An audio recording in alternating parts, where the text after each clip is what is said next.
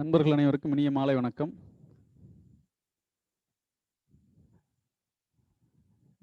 இன்றைய கிளாஸ்ல பார்த்தீங்கன்னா, நியூ பேட்சஸ் தவிர்த்து மத்த எல்லா ரிவிஷன் ஸ்டூடண்ட்ஸுமே இருக்கீங்க அதுல. Including English medium. English medium ஸ்டூடண்ட்ஸ்க்கு இப்போ தான் மேத்ஸ் கிளாஸ் முடிஞ்சிருக்குன்னு சார் சொன்னாரு. அவங்க எல்லாம் கனெக்ட் ஆயிட்டு இருக்க மாரி சொன்னாரு. அவங்களும் கனெக்ட் ஆயிக்கங்க. ஆல் ரிவிஷன் பேட்ச் எல்லாருமே இதுல கனெக்ட் பண்ணியிருக்கோம் இன்றைய கிளாஸ்ல.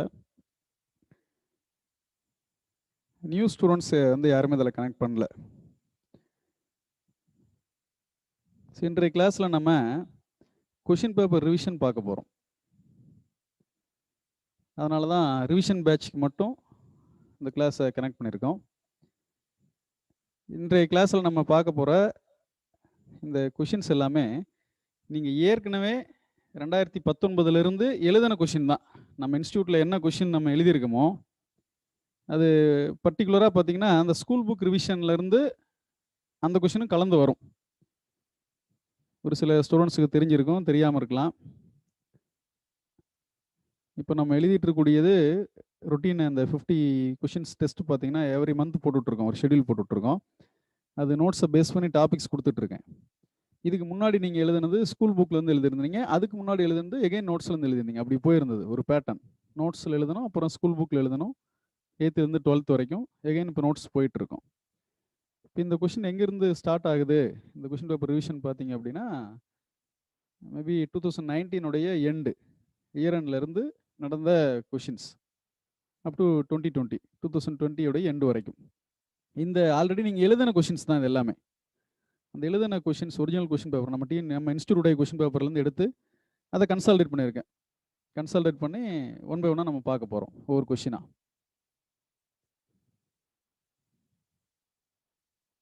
ஸோ இந்த கொஷின் பேப்பர் பார்த்தீங்கன்னா உங்களுக்கு பிடிஎஃபாகவும் உங்களுக்கு போட சொல்லிடுறேன். எல்லாத்துக்குமே இந்த கொஷின் பேப்பர் உங்களுக்கு பிடிஎஃப் ஃபார்மேட்லேயும் கிடைக்கும். இன்றைக்கி நம்ம பார்க்கக்கூடியதை அந்த வீடியோவுமே போட சொல்லிடலாம். ஸோ இந்த வீடியோ அண்டு பிடிஎஃப் ஃபார்மேட் இது எல்லாத்துக்குமே, எல்லா ஸ்டூடெண்ட்ஸுக்குமே போடுற மாதிரி சொல்லியிருக்கோம். ஸோ எல்லா ஸ்டூடெண்ட்ஸுமே அதை ரிசீவ் பண்ணிக்கலாம். யாராவது புது ஸ்டூடெண்ட்ஸ் கேட்டுறாங்கன்னா கூட உங்களுக்கு அந்த குரூப்பில் வந்துடும். ஸோ யாரும் பயப்பட வேண்டிய அவசியம் இல்லை. எல்லாருமே பிடிஎஃப் ஃபார்மேட்டில் அந்த கொஷின் பேப்பர் கிடைக்கும். இப்போது கொஷின் பேப்பர் ரிவிஷன் அப்படின்னா நம்ம கையில் கொஷின் பேப்பர் வச்சுக்கிட்டு அதை ஒவ்வொரு கொஷினாக படித்து ஆன்சர் பார்த்து டிஸ்கஸ் பண்ணுற மாதிரி, அந்த மாதிரி பேட்டர்ன் இல்லாமல் கொஷினாகவே கேட்கலாம் அப்படிங்கிற மாதிரி உங்கள் ஸ்க்ரீனை, உங்கள் மொபைலுடைய ஸ்க்ரீனில் கொஷின் டிஸ்பிளே ஆகும். ஒவ்வொரு கொஷினாக ஸ்க்ரால் பண்ணிட்டு வரேன்.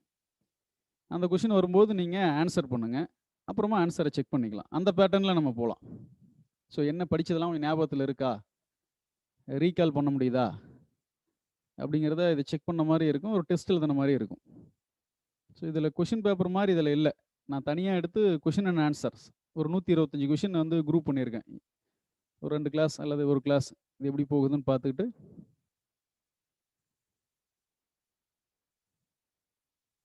அதை அப்படியே கண்டினியூ பண்ணலாம். ஸோ இன்றைக்கி நடக்கக்கூடிய இந்த கிளாஸ் பொறுத்த வரைக்கும் நோட்ஸ் ரிவிஷன் கிடையாது. ஆல்ரெடி நடந்த கொஷின் பேப்பர்ஸ், அந்த கொஷின் பேப்பர்லேருந்து கொஷினுடைய ரிவிஷன். ஸோ நீங்கள் என்ன பண்ணணும் அப்படின்னா, இப்போ உங்கள் மொபைலில் ஸ்க்ரால் பண்ணும்போது அந்த கொஷின் டிஸ்பிளே ஆகும். அதுக்கு முன்னாடி ஆன்சர் இமீடியட்டாக சேட்டில் வந்து எல்லாருமே நீங்கள் ஆன்சர் பண்ணலாம். ஸோ இது ஒரு டெஸ்ட் மாதிரி நீங்கள் எடுத்துக்கலாம். ஸோ ரொட்டீனாக நோட்ஸ் ரிவிஷன்லேருந்து மாறுபட்டதாக இருக்கும் ஒன்று. ரெண்டாவது, உங்களுக்கு பழைய கொஷின்ஸ் எல்லாம் குரூப்பாக ஒரே பிடிஎஃப்பில் கிடைக்கும். அதை ரிவிஷன் பண்ணுறதுக்கு ஈஸியாக இருக்கும்.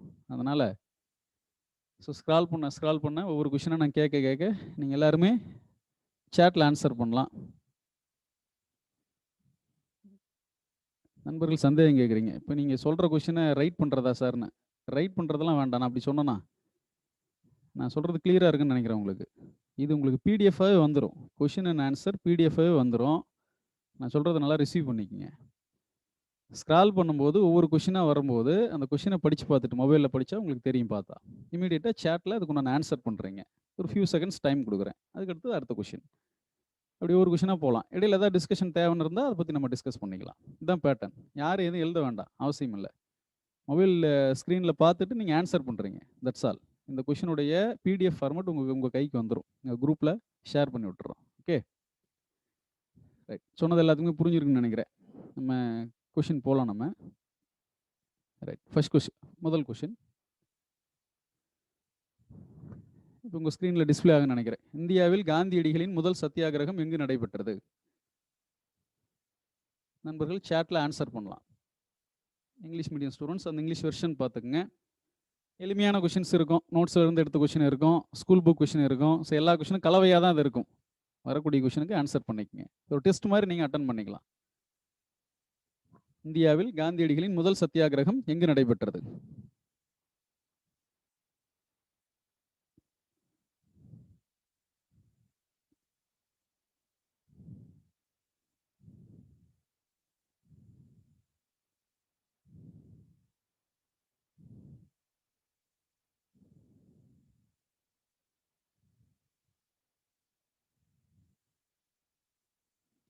ஸோ இன்றைய கிளாஸில் இருக்கிறது எல்லாமே ரிவிஷன் ஸ்டூடெண்ட்ஸ் தான், கவனமாக ஆன்சர் பண்ணோம்.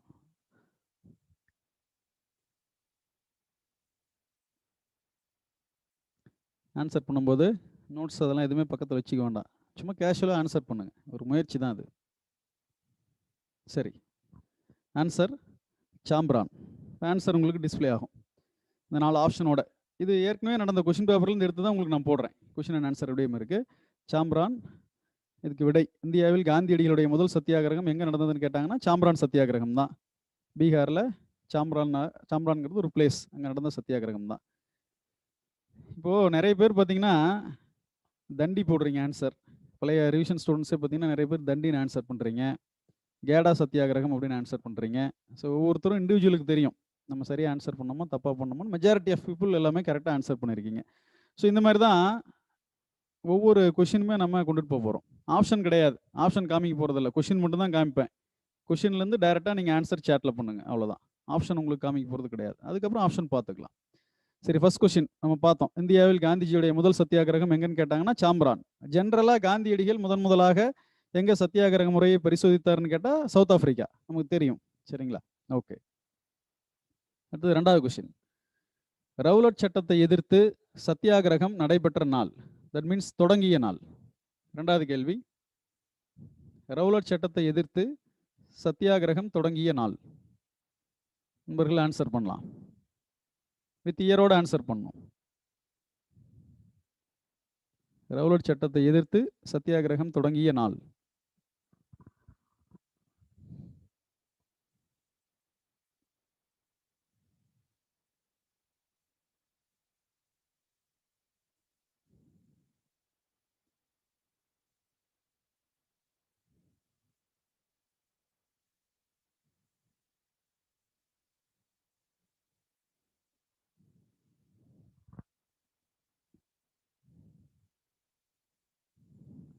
ஆன்சர் பார்க்கலாம். 1919 ஏப்ரல் 6. 1919 1919 ஏப்ரல் 6. நிறைய பேர் இந்த டேட்லாம் கொஞ்சம் தவறாக கொடுத்துருக்கீங்க. ஏப்ரல் 13 நிறைய பேர் போட்டிருக்கீங்க, அப்புறம் மார்ச்னு நிறைய பேர் போட்டிருக்கீங்க. ஆப்ஷன் பாருங்கள். இதில் ஃபஸ்ட்டு ஏ ஆப்ஷனில் 1919 மார்ச் 30ன்னு கொடுத்துருக்கேன். அந்த டேட்டு தான் ஃபஸ்ட்டு பிளான் பண்ணுவாங்க, ஆனால் அந்த டேட்டில் நடக்கலை. அந்த டேட்டில் இருந்து தான் 1919 ஏப்ரல் 6க்கு போஸ்ட்போன் பண்ணுவாங்க. ஸோ பி ஆப்ஷன் தான் கரெக்டான ஆன்சர். அடுத்தது சியில் பார்த்தீங்கன்னா 1919 ஏப்ரல் 13. அது என்ன டேட்டுன்னு தெரியும் எல்லாத்துக்குமே, ஜாலியன் வாலாபாக் படுகொலை நடைபெற்ற நாள் அது. அடுத்தது டியில் 1919 ஏப்ரல் 9, அது காந்திஜி அரெஸ்ட் பண்ண நாள். ரவுலட் சத்தியாகிரகத்தின் போது காந்தியடிகள் எந்த தேதியில் அரெஸ்ட் ஆனார்னா 1919 ஏப்ரல் 9, பால்வால் அப்படிங்கிற பிளேஸில். ஸோ ரெண்டாவது கொஸ்டினுக்கு answer B for Bombay, 1919 April 6. சரி, அடுத்தது மூணாவது கொஸ்டின். மொபைலில் டிஸ்பிளே ஆகும் எல்லாத்துக்குமே. ஜாலியன் வாலாபாக் படுகொலையின் போது கொல்லப்பட்டவர்களின் எண்ணிக்கை.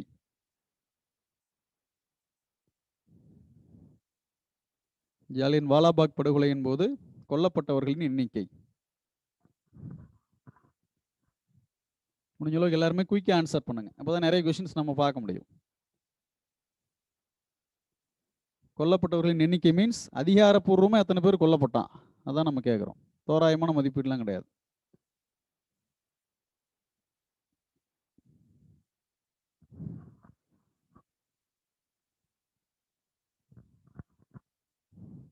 ஆன்சர் பார்க்கலாம்.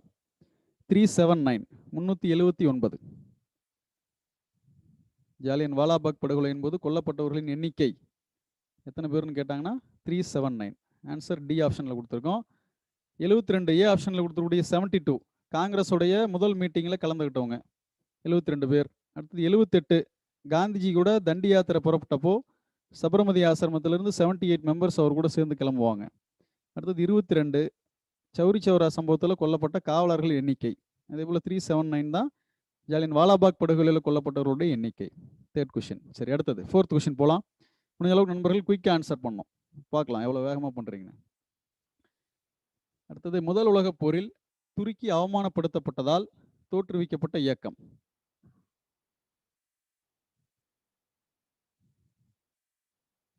முதல் உலகப் போரில் துருக்கி அவமானப்படுத்தப்பட்டதால் தோற்றுவிக்கப்பட்ட இயக்கம்.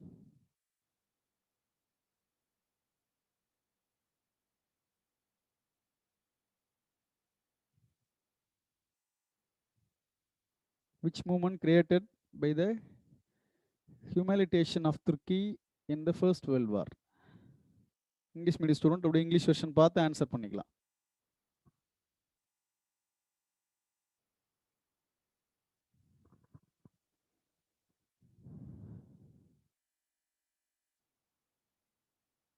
சரி, ஆன்சர் கிலாஃபத் இயக்கம். ஆன்சர் கிலாஃபத் இயக்கம்.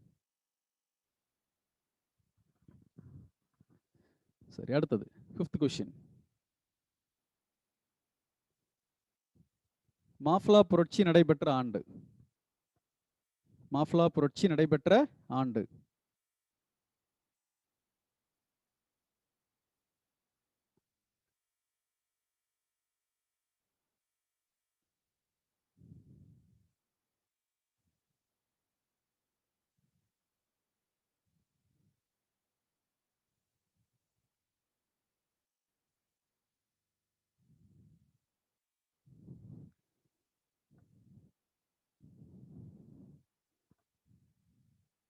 ஆன்சர் பார்க்கலாம்.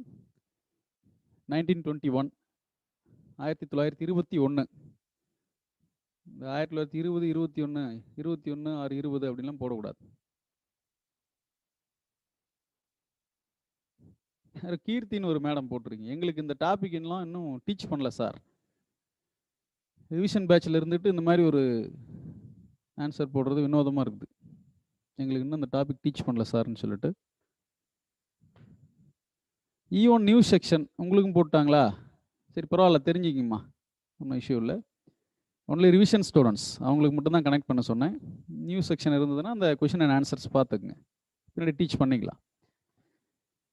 ரைட், இப்போ ஒரு 5 கொஷின் பார்த்துருக்கோம். இந்த பேட்டர்னில் தான் நம்ம பின்னாடி இருக்கக்கூடிய கொஷின்ஸ் எல்லாம் பார்க்க போகிறோம்.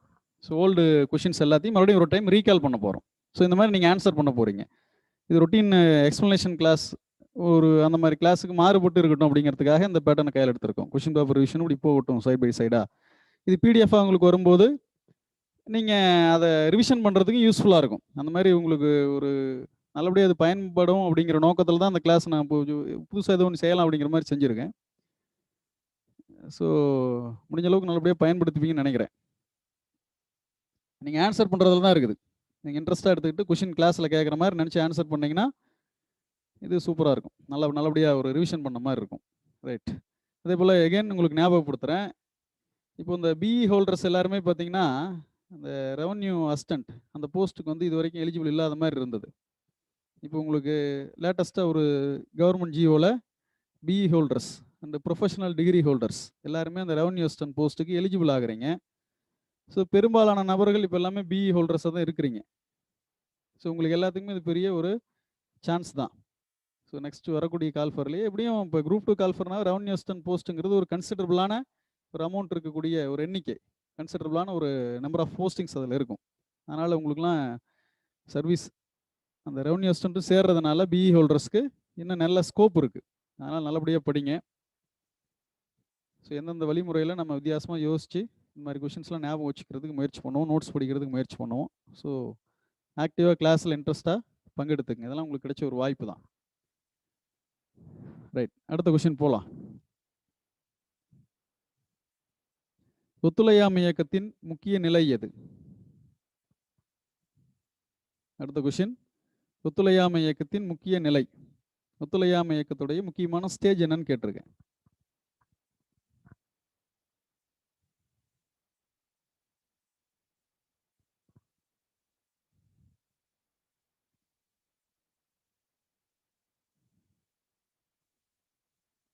The important stage of non-cooperation movement was.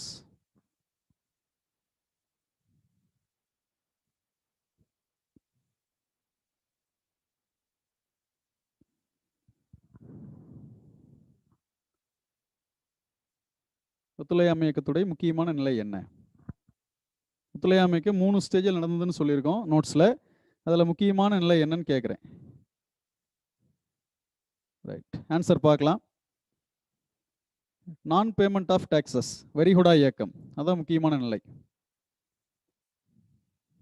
ஆப்ஷனில் பார்த்தீங்கன்னா வேலை நிறுத்தம், பட்டங்களை துரத்தல், சட்டசபை புறக்கணிப்பு, வரிகுடா இயக்கம், இது எல்லாம் சேர்ந்தது தான் ஒத்துழையாமை இயக்கம் படிச்சிருக்கோம். இருந்தாலும் முக்கியமான ஸ்டேஜ் என்னன்னு கேட்டாங்கன்னா வரிகுடா இயக்கம் தான். வரி அரசாங்கத்துக்கு கொடுக்க மாட்டேன்னு சொல்கிறது தான் ஒத்துழையாமை இயக்கத்துடைய முக்கியமான ஸ்டேஜ். அடுத்தது நம்ம இங்கிலீஷ் மீடியம் ஸ்டூடெண்ட்ஸ் கொஞ்சம் கவனிங்க. உங்களுக்கு கொஞ்சம் ஒரு பிரேக் ஆயிடுச்சு. நம்ம இந்த லாக்டவுன் பீரியடில் உங்களுக்கு ஆன்லைன் கிளாஸு உங்கள் இந்த இங்கிலீஷ்க்கு மட்டும் நான் இன்னும் போடவே இல்லை. ஸோ இந்த வீக்லேயே ஒரு கிளாஸ் கம்பல்சரி இருக்கும். அடுத்தடுத்த வீக்கில் ஒரு 2-3 கிளாஸ் கண்டினியூ நம்ம போட்டுடலாம் இங்கிலீஷ் மீடியத்துக்கு. இங்கிலீஷ் மீடியம் மட்டும் கொஞ்சம் கிளாஸ் லேகிங்காக இருக்கும், கொஞ்சம் பின்னாடி இருக்கும். ஸோ இங்கிலீஷ் மீடியம் ஸ்டூடெண்ட்ஸ் எல்லாருமே உங்களுக்கு அடுத்தடுத்த வாரத்தில் அதிகப்படியாக கிளாஸ் போட்டு ரிவிஷன் பண்ணிக்கலாம். சரிங்களா? ஒன்றும் ஒரி பண்ண தேவையில்லை. ஒருவேளை கிளாஸ் நடத்தாத இருக்கிறது பெட்டராக இருக்குது அப்படிங்கிற மாதிரி இருக்கீங்களா என்னன்னு தெரியல. வாட் எவர் மேபி, எப்படி இருந்தாலும் சரி அடுத்தடுத்த வாரத்தில் கிளாஸஸ் உங்களுக்கு இருக்கும். சரி, 6வது கொஷின் பார்த்துட்டோம். அதுக்கு அடுத்தது கொஷின் நம்பர் 7. 1921ஆம் ஆண்டு காங்கிரஸ் மாநாட்டு தலைவர். 1921, 1921ஆம் ஆண்டு காங்கிரஸ் மாநாட்டு தலைவர்.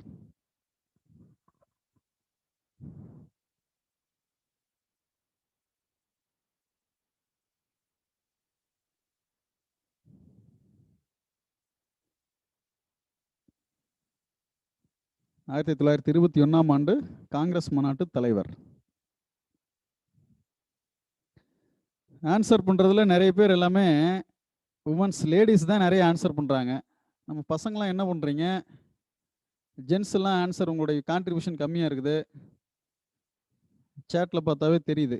அதனால் கொஞ்சம் வேகமாக எல்லாம் ஆன்சர் பண்ணுங்க பார்க்கலாம். அவங்களுக்கு ஈக்குவலண்ட்டாக நம்மளும் ஆன்சர் பண்ணணும். இப்போலாம் டிஎன்பிசி ரெக்ரூட்மெண்ட்டில் ரேஷியோ எடுத்துக்கிட்டிங்கன்னா பசங்களோட பொண்ணுங்க தான் அதிகமாக உள்ளே போகிறாங்க இங்கே ஆன்சர் பண்ணுற மாதிரி. அதனால் நம்மளும் பசங்களும் நல்லபடியாக வேகமாக ஆன்சர் பண்ணுங்க பார்ப்போம். சரி, ஆன்சர் பார்க்கலாம். 21ஆம் ஆண்டு காங்கிரஸ் மாநாட்டு தலைவர் சிஆர் தாஸ். 1921ஆம் ஆண்டு காங்கிரஸ் மாநாட்டு தலைவர் யாருன்னு கேட்டாங்கன்னா சிஆர் தாஸ். இந்த பி ஆப்ஷனில் கொடுத்துருக்கக்கூடிய ஹக்கீம் அஜ்மல் கான், அவர் தான் செயல் தலைவர், ஆக்டிங் பிரசிடென்ட். ஏன்னா சிஆர் தாஸ் சிறையில் இருந்ததுனால இந்த 21ஆம் ஆண்டு காங்கிரஸ் மாநாட்டுக்கு செயல் தலைவர் யாருன்னு கேட்டால் ஹக்கீம் அஜ்மல் கான். பட் தலைவர் தான் நான் கேட்டிருக்கேன், பிரசிடென்ட் யாருன்னு தான் கேட்டிருக்கேன். So answer CR Das. CR Das ஒத்துழையாமை இயக்கத்தில் கலந்துக்கிட்டு அலிப்பூர் சிறையில் இருப்பார். அவர் அலிப்பூர் சிறையில் இருந்ததுனால தலைவர் அவர் அறிவிச்சிடுறாங்க. பட் செயல் தலைவர் யாருன்னு பார்த்தா ஹக்கீம் அஜ்மல் கான் தான். ரைட், அடுத்த கொஸ்டின் போகலாம். மாற்றம் விரும்பியோர் என அழைக்கப்பட்டவர்கள். யாராவது வீடியோலாம் கொஞ்சம் மியூட் பண்ணாமல் இருந்தீங்கன்னா மியூட் பண்ணுங்க நண்பர்கள். ஃப்ரெண்ட்ஸ் எல்லாமே வீடியோ யாராவது மியூட் பண்ணலன்னா மியூட் பண்ணுங்க, செக் பண்ணுங்க. மாற்றம் விரும்பியோர் என அழைக்கப்பட்டவர்கள் யாருன்னு கேட்டிருக்கேன். நான் ப்ரோ சேஞ்சர்ஸ்லாம் கேட்கல, அவங்க பேரை கேட்டிருக்கேன். பேரை கேட்டிருக்கோம், நேம் தேவை. Very good. முக்கியமான அந்த தலைவர்களுடைய பேரு தான் நான் கேட்டிருக்கேன். முக்கியமான தலைவர்கள் bro changers. Who was called as pro changers?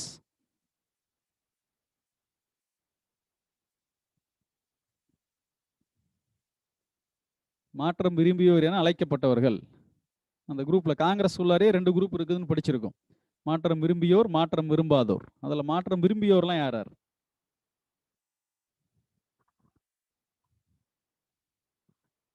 Very good, நிறைய எல்லாம் கரெக்டா ஆன்சர் பண்ணிருக்கீங்க. ஆன்சர் பார்க்கலாம். சிஆர் தாஸ் அண்ட் மோதிலால் நேரு, இவங்க 2 பேர் தான். சிஆர் தாஸ் மற்றும் மோதிலால் நேரு. ஆப்ஷனோட இங்கே இருக்கு. ராஜாஜி, ராஜேந்திர பிரசாத், எம்ஏ அன்சாரி, வல்லபாய் பட்டேல், ரங்கசாமி, இவங்க எல்லாமே பார்த்தீங்கன்னா மாற்றம் விரும்பாதோர். மாற்றம் விரும்பியோர் யாருன்னு பார்த்தா சிஆர் தாஸ், மோதிலால் நேரு, அப்படி போகும். அது ஹக்கீம் அஜ்மல் கான், வித்தலபாய் ஜே பட்டேல், இந்த மாதிரி போகும். சரியா? நோட்ஸில் இருக்கும், அதை படிச்சுக்கங்க. முக்கியமான கொஷின். காங்கிரஸ்குள்ளாரியே இருந்த 2 பிரிவு, மாற்றம் விரும்பியோர், மாற்றம் விரும்பாதோர்.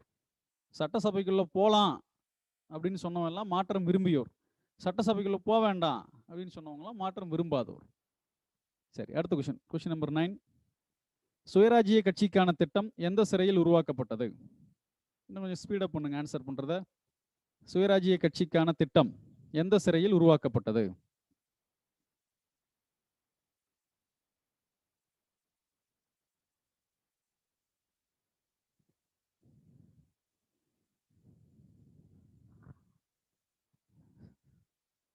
சுயராஜ்ய கட்சிக்குண்டான திட்டம் எந்த சிறையில் உருவாக்கப்பட்டது?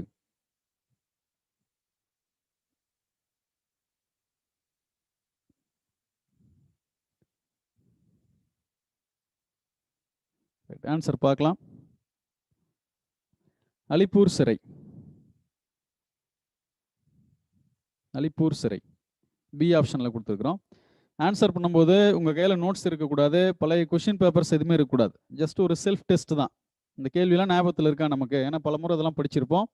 இந்த கொஷின்லாம் நமக்கு ஞாபகத்தில் இருக்கா அப்படிங்கிறதுக்கு உண்டான ஒரு சுய பரிசோதனை இது. அதனால் எல்லாருமே எந்த விதமான மெட்டீரியலையும் பார்க்காம தான் நீங்கள் ஆன்சர் பண்ணணும். எந்த சிறைன்னு கேட்டால் அலிப்பூர் சிறை.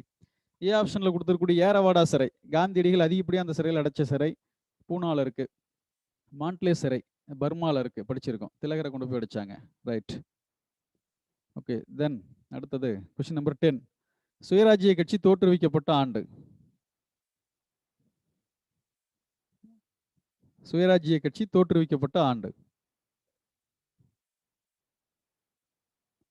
வித் டேட்டோட வேணும். வித் டேட், தேதியோட ஆன்சர் கொடுங்க.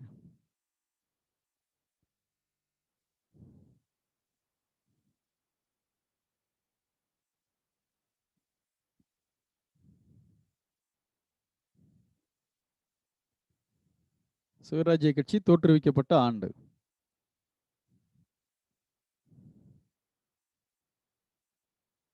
ஆன்சர் பார்க்கலாம்.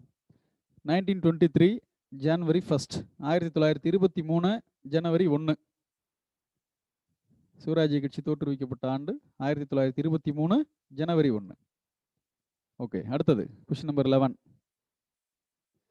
சைமன் குழுவை காங்கிரஸ் கட்சி புறக்கணிக்க காரணம் என்ன? The Congress party boycotted the Simon Commission. The reason was?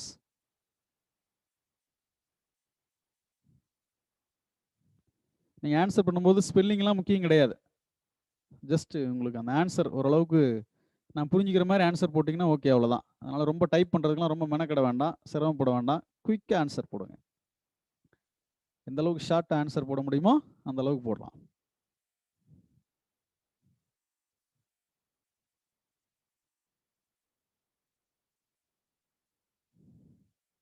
Simon குழுவை காங்கிரஸ் கட்சி புறக்கணிக்க காரணம் என்ன?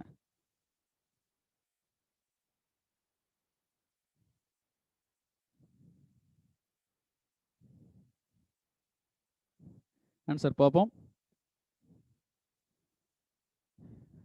இந்திய உறுப்பினர்கள் இடம்பெறாதது, அது ஒரே ரீசன் தான். ஏன்னா சைமன் குழு 1928 பம்பாய்க்கு வந்து பம்பாய் போர்ட், பம்பாய் துறைமுகத்துக்கு வந்து இறங்கும் போதே கோபேக் சைமன் சொல்லி போராட ஆரம்பிச்சிடுறாங்க காங்கிரஸ். அவங்க இந்தியாவுக்கு வரும்போதே எதிர்ப்பு தெரிவிக்கிறாங்க. ஏன்னா காரணம் என்னன்னா ஒரே ரீசன், இந்தியர்கள் யாருமே உறுப்பினரா சைமன் குழுவில் இல்லை. இந்திய நிர்வாகத்தை பற்றி ஆராய்ச்சி பண்ணுறதுக்காக வந்த குழு அது. அதில் இந்திய உறுப்பினர்கள் இருந்தால் தான் இந்தியாவின் சார்பான ரெப்ரசன்டேஷன் நாங்கள் முன்வைக்க முடியும், இங்கே என்ன பிரச்சனை இருக்குன்னு உங்கள்கிட்ட சொல்ல முடியும். ஸோ வந்த 7 பேருமே ஆங்கிலேயர்கள். ஸோ இந்திய உறுப்பினர்கள் இல்லாதனால அந்த குழு எஃபெக்டிவாக இருக்காது அப்படிங்கிற அடிப்படையில் காங்கிரஸ் கட்சி சைமன் குழுவை புறக்கணிக்குது. ரைட், அடுத்தது கொஸ்டின் நம்பர் 12. 1928 மோதிலால் நேரு அறிக்கை உடனடியாக எதை கோரியது? 1928 1928 மோதிலால் நேரு அறிக்கை உடனடியாக எதை கோரியது?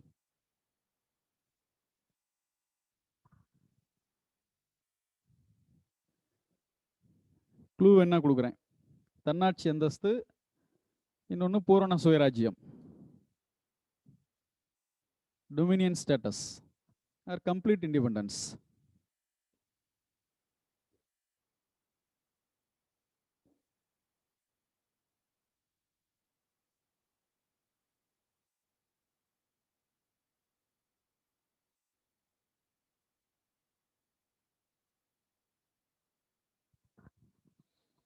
1928 மோதிலால் நேரு அறிக்கை உடனடியாக எதை கூறியது அப்படின்னு கேட்டா, ரைட் ஆன்சர் பார்ப்போம். டொமினியன் ஸ்டேட்டஸ், தன்னாட்சி அந்தஸ்து. ஸோ தன்னாட்சி அந்தஸ்து தான் இமீடியட்டாக வேணும்னு சொல்லிட்டு கேட்டது. பூரண சுயராஜ்யம் நிறைய பேர் ஆன்சர் பண்ணீங்க, கிடையாது. முதல்ல கேட்டது தன்னாட்சி அந்தஸ்து. தன்னாட்சி அந்தஸ்து தான் முதலாக கேட்குது. படிப்படியாக பூரண சுயராஜ்யம் கொடுங்கன்னு கேட்குது. பட் இமீடியட்டாக கேட்டது என்னன்னு கேட்டால் தன்னாட்சி அந்தஸ்து தான். நான் கொஸ்டினில் கேட்டிருக்கேன், மோதிலால் நேரு அறிக்கை உடனடியாக எதை கோரியது அப்படின்னு கேட்டால் டொமினியன் ஸ்டேட்டஸ், தன்னாட்சி அந்தஸ்து. அதான் சரியான விடை. அது தன்னாட்சி அந்தஸ்து கேட்டதுனால தானே ஜவஹர்லால் நேரு, சுபாஷ் சந்திர போஸ் போன்ற இளம் தலைவர்கள் இந்த மோதிலால் நேரு அறிக்கை ஏற்க மாட்டேன்னு சொன்னது. ஞாபகம் இருக்குன்னு நினைக்கிறேன், கிளாஸ்ல பேசியிருப்போம். ஸோ கேட்டது டொமினியன் ஸ்டேட்டஸ், அதான் விடை எதுக்கு. அடுத்தது கொஸ்டின் நம்பர் 13. ஆந்திர கேசரி என அழைக்கப்பட்டவர் யார்? Andhra kesari, who was called as Lion of Andhra.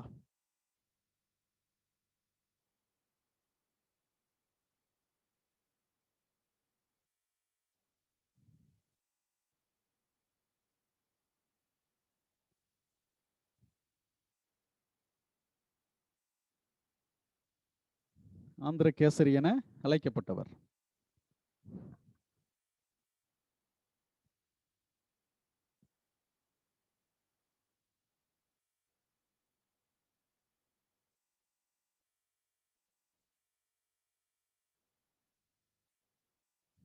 Answer பார்ப்போம்.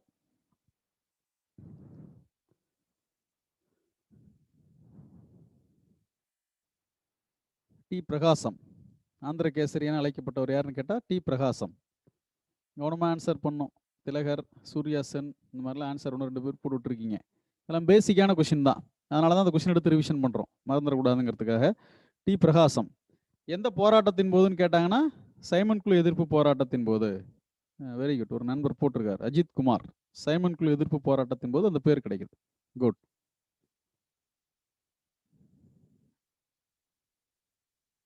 அதே போல ஏ ஆப்ஷன்ல இருக்கக்கூடிய லாலா லஜபதி ராய், பஞ்சாப் சிங்கம். கன்வர் சிங், பீகார் சிங்கம். இந்த மாதிரி சொல்லலாம். சரி, அடுத்தது question number 14. Who announced 14 principles demand? Feroz Shah Mehta, Bombay சிங்கம். அதுதான் படிச்சிருக்க நோட்ஸில். சரி, இந்த கொஸ்டினுக்கு ஆன்சருக்கு வருவோம். Who announced 14 principles demand? 14 அம்ச கோரிக்கையை வெளியிட்டவர் யார்? 14 அம்ச கோரிக்கையை வெளியிட்டவர் யார்?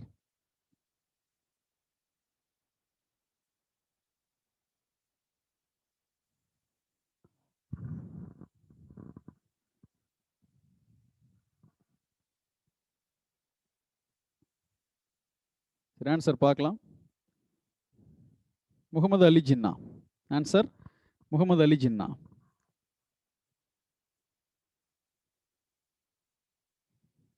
நைன்டீன் 29 வெளியிடப்பட்டது, 1929 முகமது அலி ஜின்னா. எதுக்காகனா மோதிலால் நேரு அறிக்கை படிச்சோம்ல மேலே, அந்த மோதிலால் நேரு அறிக்கைக்கு எதிராக அந்த மோதிலால் நேரு அறிக்கையை ஏற்றுக்காம முஸ்லீம் லீக் சார்பா 14 அம்ச கோரிக்கை முகமது அலி ஜின்னா வெளியிடுறார். ரைட். அடுத்த கொஸ்டின்.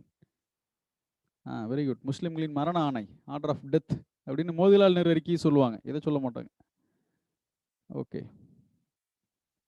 அடுத்தது கொஸ்டின். காங்கிரஸ் கட்சி பூரண சுயராஜ்ய தீர்மானத்தை இயற்றிய ஆண்டு. காங்கிரஸ் கட்சி பூரண சுயராஜ்ய தீர்மானத்தை இயற்றிய ஆண்டு. இந்த வீடியோ எல்லாமே மியூட்ல இருக்கான்னு ஒரு டைம் செக் பண்ணுங்கம்மா. எல்லாருமே வீடியோ மியூட்ல வச்சிருக்கீங்களா அப்படின்னு கொஞ்சம் என்ஷூர் பண்ணுங்க. ஒருத்தர் 2 பேரெல்லாம் ஓப்பன் ஆன் பண்ணி வச்சிருக்கீங்க வீடியோ. எல்லாருமே வீடியோவை வந்து மியூட் பண்ணுங்க. சரி, கொஸ்டின். காங்கிரஸ் கட்சி பூரண சுயராஜ்ய தீர்மானத்தை இயற்றிய ஆண்டு.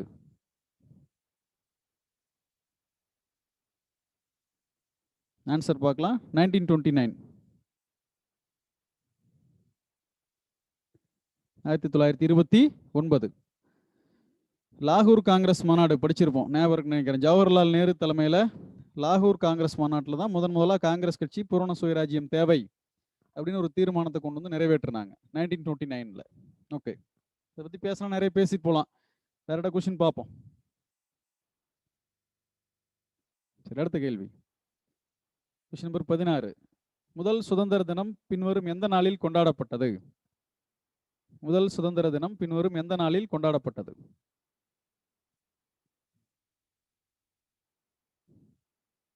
முதல் சுதந்திர தினம் பின்வரும் எந்த நாளில் கொண்டாடப்பட்டது?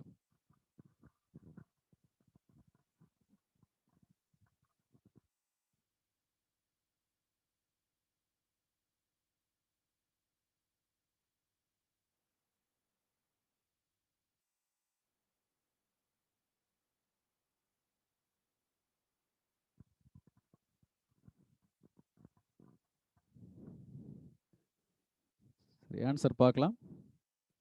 1930 ஜனவரி 26, 1930 ஜனவரி 26. ஸோ இந்த மாதிரி ஜனவரி 26 அன்னைக்கு சுதந்திர தினம் கொண்டாடலாம் அப்படிங்கிற டெசிஷனை மேலே நம்ம படித்த லாகூர் காங்கிரஸ் மாநாட்டில் தான் எடுத்தாங்க. ஸோ எந்த டேட்டில் முதல் the first independence day was celebrated on எப்போன்னு கேட்டால் 1930 ஜனவரி 26. ஓகே, அடுத்த கொஸ்டின் பார்க்கலாம். Question number 17. தண்டி யாத்திரை தொடங்கிய போது காந்திஜி கூட பங்கு பெற்றவர்களின் எண்ணிக்கை. தண்டி யாத்திரை தொடங்கிய போது காந்தியடிகளுடன் பங்கு பெற்றவர்களின் எண்ணிக்கை.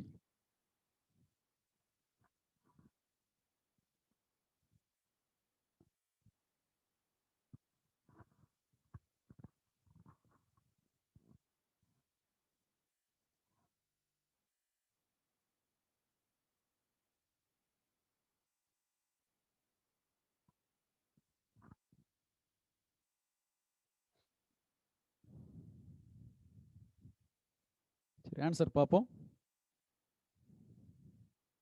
78. ஆன்சர் 78. நிறைய பேர் 72ன்னு போட்டிருக்கீங்க.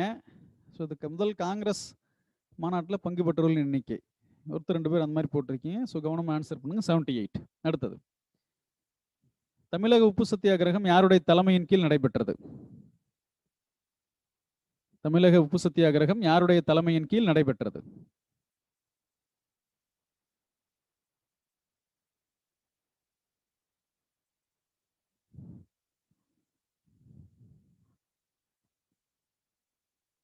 தமிழக உப்பு சத்தியாகிரகத்துக்கு தலைமையேற்றவர் யார்? அதான் கேள்வி.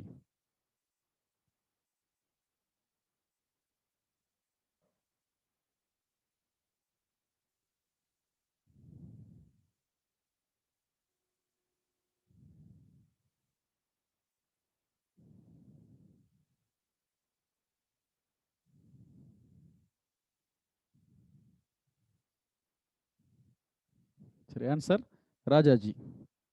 தமிழக உப்பு சத்தியாகிரகத்துக்கு தலைமையேற்றது யாருன்னு கேட்டாங்கன்னா ராஜாஜி. ராஜாஜி தலைமையில் திருச்சியிலிருந்து வேதாரண்யம் 100 பேர் கலந்துக்கிட்டாங்க, பார்த்துருப்போம் நம்ம. ஓகே, அடுத்த கொஸ்டின். சரியான காலவரிசையை தேர்க. இந்த ஏ ஆப்ஷனில் கொடுத்துருக்கிறது தான், இந்த 3ம் தான் நீங்கள் வரிசைப்படுத்தணும் கரெக்டாக. ஃபர்ஸ்ட் ரவுண்ட் டேபிள் கான்ஃபரன்ஸ், பூனா பேக்ட், காந்தி இர்வின் பேக்ட்.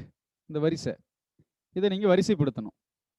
3 ஈவெண்ட்டை சொல்லியிருக்கேன். முதல் வட்டமேசை மாநாடு, பூனா ஒப்பந்தம், காந்தி இர்வின் ஒப்பந்தம். இது எப்படி வரிசைப்படுத்துவீங்க? வரிசையாக 3யும் போடணும். 3 ஈவெண்ட்டாக அதை ட்ரீட் பண்ணிக்கலாம். 1, 2, 3 அப்படி ட்ரீட் பண்ணிக்கலாம். முதல் வட்டமேசை மாநாடு நம்பர் 1, பூனா பேக்ட் 2, காந்தி இர்வின் பேக்ட் 3. அப்படி வரிசைப்படுத்தினா எப்படி வரிசைப்படுத்துவீங்க?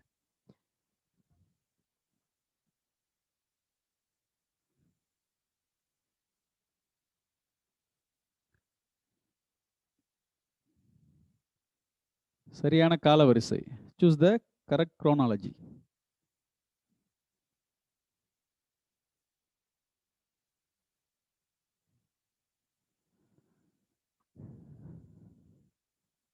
வெரி குட், நிறைய சரியாக ஆன்சர் பண்ணியிருக்கீங்க.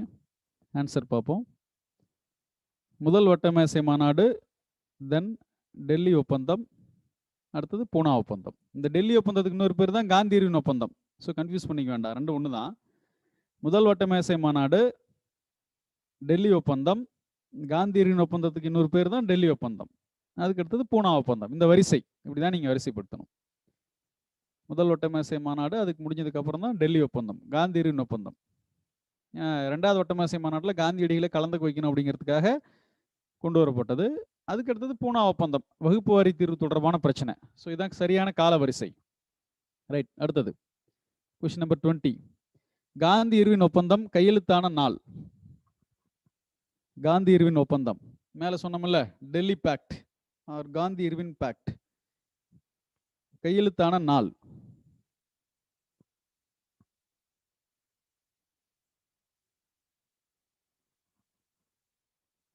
டேட்டோட போடணும். டேட்.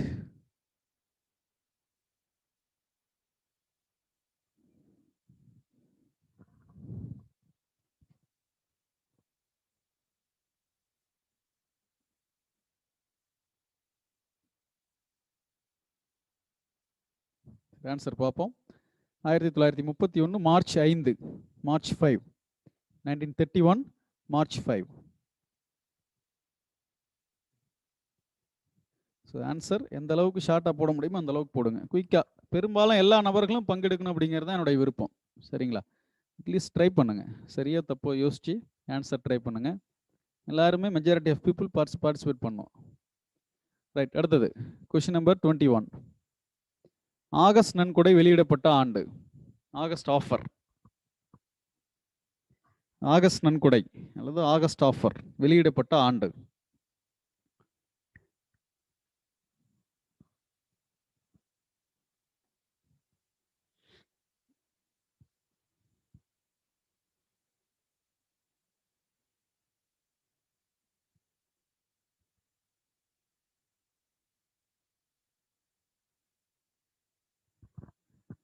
ஆகஸ்ட் நன்கொடை வெளியிடப்பட்ட ஆண்டு.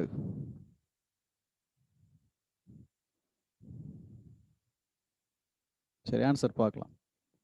1940. வெளியிட்டவர் யாருன்னு கேட்டால் லின்லித்கோ, படிச்சிருப்போம் நம்ம.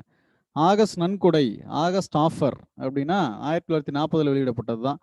ஆகஸ்ட் அறிக்கை அப்படின்னா 1917, 1917.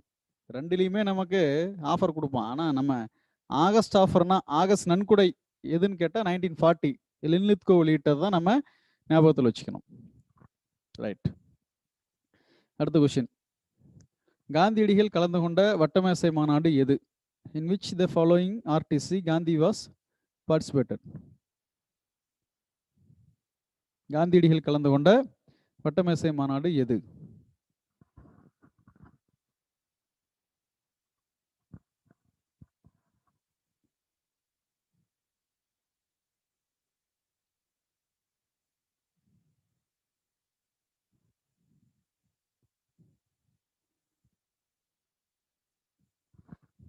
ஆன்சர் பார்க்கலாம்.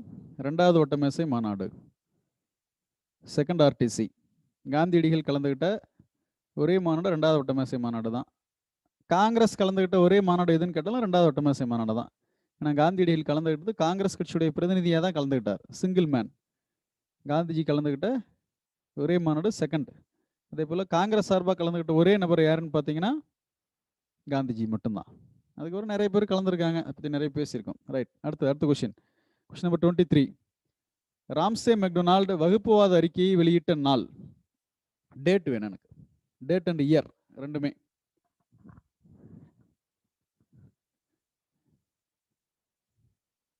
ராம்சே மெக்டொனால்டு வகுப்புவாத அறிக்கையை வெளியிட்ட நாள். Year with date. வருஷமும் வேணும், நாளும் வேணும், டேட்டும் வேணும்.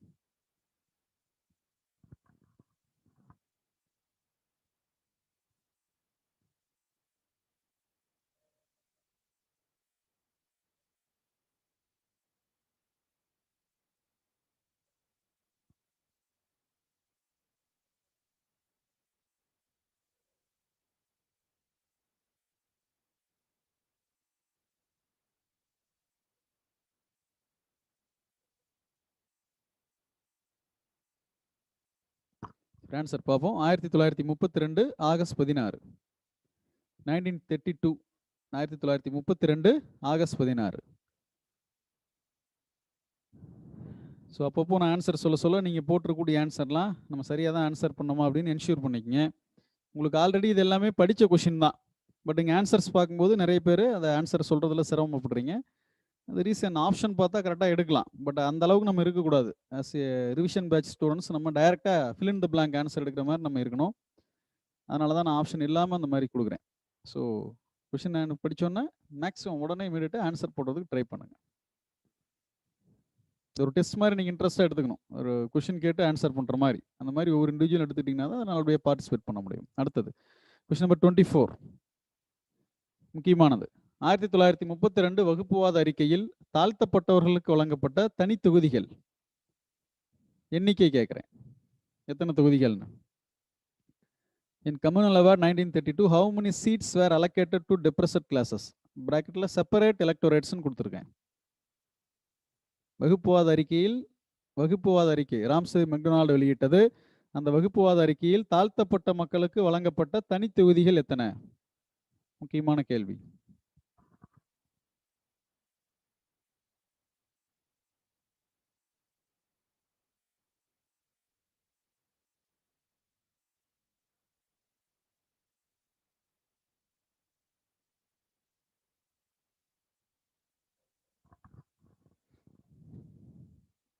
ஆன்சர் பார்க்கலாம். 71. வகுப்புவாத அறிக்கையில் தாழ்த்தப்பட்ட மக்களுக்கு வழங்கப்பட்ட தனி தொகுதி எத்தனைன்னு கேட்டால் 71 தான். அது 148 நிறைய பேர் ஆன்சர் போட்டிருக்கீங்க. அது எப்போனா பூனா பேக்டில் கிடைக்கிறது.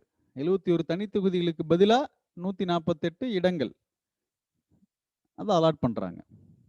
ஸோ அது பூனா பேக் பிரகாரம். நான் கேட்டிருக்கிறது வகுப்புவாத அறிக்கையில் தாழ்த்தப்பட்ட மக்களுக்கு வழங்கப்பட்ட தனி தொகுதிகள் எத்தனைன்னு கேட்டால் 71. அதான் ஆன்சர். ரைட். அடுத்தது, இரண்டாம் உலகப் போரில் இந்தியர்களை ஈடுபடுத்திய viceroy. Who involved the Indians in Second World War? இரண்டாம் உலகப் போரில் இந்தியர்களை ஈடுபடுத்திய வைசிராய். ஸ்பெல்லிங்லாம் ஒன்றும் பயப்படானா, உங்களுக்கு தெரிஞ்ச ஸ்பெல்லிங்கில் டைப் பண்ணி அனுப்பிச்சி விடுங்க வரட்டும். இது படித்த ஓரளவுக்கு நான் தெரிஞ்சுக்கிற மாதிரி இருந்தால் போதும்.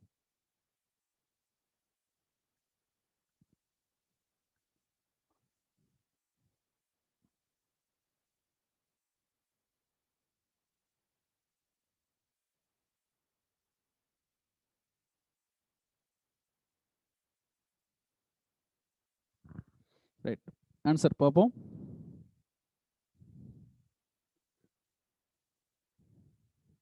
லின்லித்கோ. Answer Linlithgow. அப்போதைய வைசிராய் அவர் தான், லின்லித்கோ. ஓகே. அடுத்தது கொஸ்டின் நம்பர் 26. முஸ்லிம்கள் விடுதலை நாளாக கொண்டாடியது எந்த டேட்டை? வித் இயரோட வேணும். Date with year.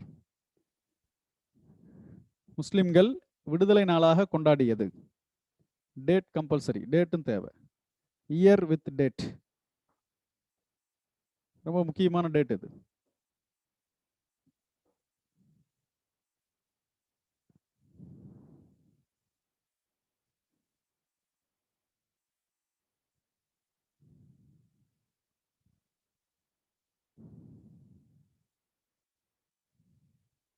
முஸ்லிம்கள் விடுதலை நாளாக கொண்டாடியது.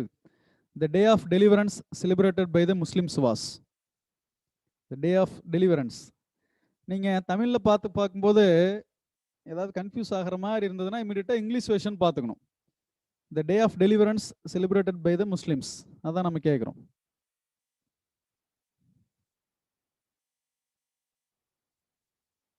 முஸ்லிம்கள் விடுதலை நாளாக கொண்டாடியது. குட். நிறைய சரியா ஆன்சர் பண்ணியிருக்கீங்க. ஆன்சர் பார்ப்போம். 1939 டிசம்பர் 22. 1939 டிசம்பர் 22. இதுதான் எக்ஸாக்ட் டேட். நிறைய பேர் பாகிஸ்தான் விடுதலை பெற்றனால போடுறோம். 1947 ஆகஸ்ட் 14ன்னு போட்டிருக்கீங்க ஒரு சில பேர். அப்படிலாம் கிடையாது. அதுதான் இங்கிலீஷ் வெர்ஷன் பாருங்கன்னு சொன்னேன். The day of deliverance celebrated by the Muslims. 1939 December 22. Congress கட்சி, காங்கிரஸ் அமைச்சரவை பதவி விலகின நாள். பதவி விலகினதை அவங்க ஒரு டேவை அறிவிச்சு செலிப்ரேட் பண்ணுறாங்க. 1939 டிசம்பர் 22. ரைட். முக்கியமான டேட் ஞாபகம் வச்சுக்கணும். இது எல்லாமே உங்களுக்கு பிடிஎஃப் ஃபார்மேட்டில் உங்கள் கைக்கு வந்தது. அந்த கொஸ்டின் பேப்பர் வித் ஆன்சர் கீயோட எல்லாத்துக்கும் பிடிஎஃபாக உங்களுக்கு அனுப்ப சொல்லிடுறேன். அந்த கொஸ்டினையும் நீங்கள் வச்சுக்கணும்.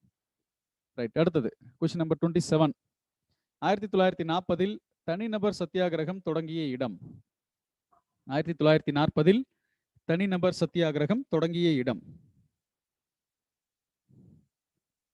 பிளேஸ் எங்கு தொடங்கப்பட்டது?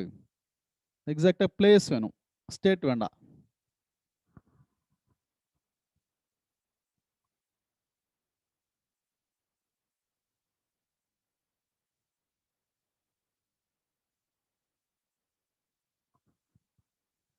ஆயிரத்தி 1940 தனிநபர் சத்தியாகிரகம் தொடங்கப்பட்ட இடம். Which place?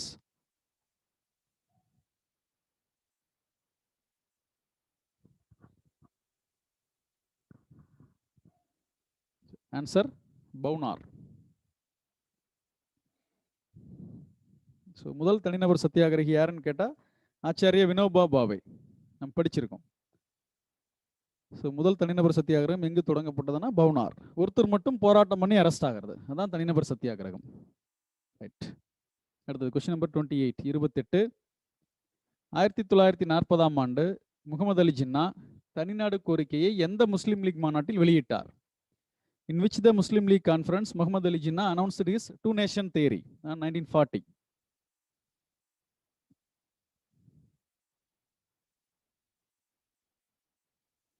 எந்த முஸ்லீம் லீக் மாநாட்டில் தனிநாடு கோரிக்கை, தனித்தாய் நாடு, தனி பாகிஸ்தான் கோரிக்கை முகமது அலி ஜின்னா வெளியிட்டார்?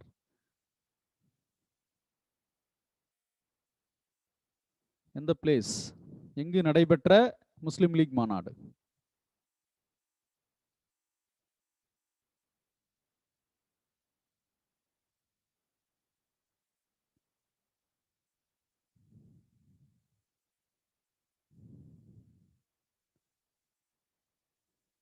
வெரி குட், நிறைய சரியா ஆன்சர் பண்ணியிருக்கீங்க. லாகூர், லாகூர் முஸ்லீம் லீக் மாநாடு.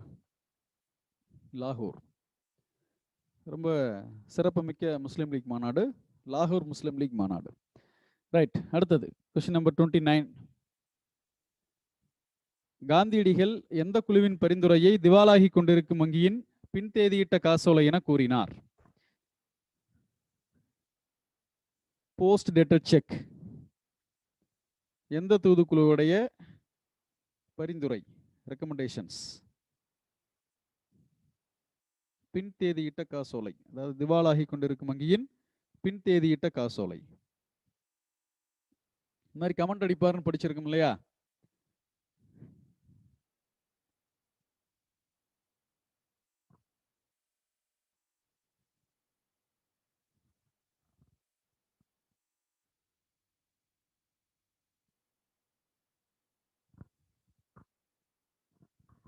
ரைட், ஆன்சர் பார்க்கலாம்.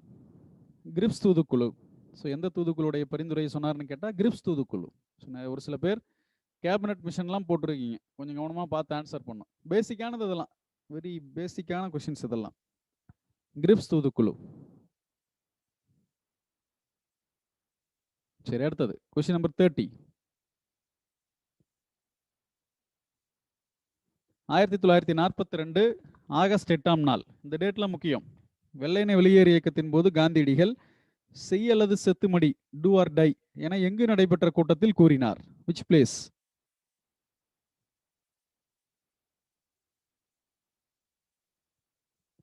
எங்கு நடைபெற்ற கூட்டம், எந்த பிளேஸ்ல நடைபெற்ற கூட்டத்தில் காந்தியடிகள் டூ ஆர் டை அப்படின்னு பேசுறார்?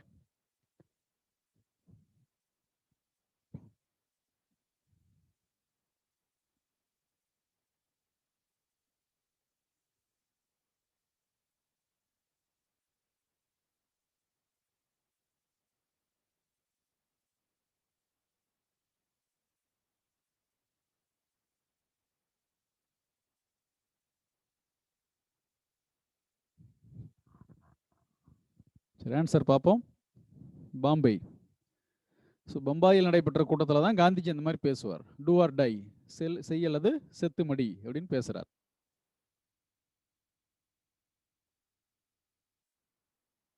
ஓகே, அடுத்தது கொஸ்டின் நம்பர் 31. சிஆர் திட்டம் வெளியிடப்பட்ட ஆண்டு?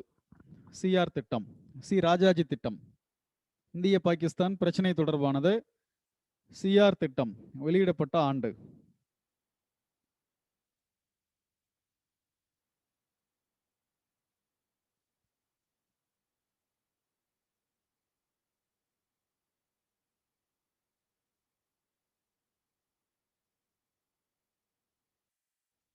இயர் ரொம்ப முக்கியமானது. இந்திய பாகிஸ்தான் பிரச்சனை தொடர்பானது. சிஆர் திட்டம் வெளியிடப்பட்ட ஆண்டு.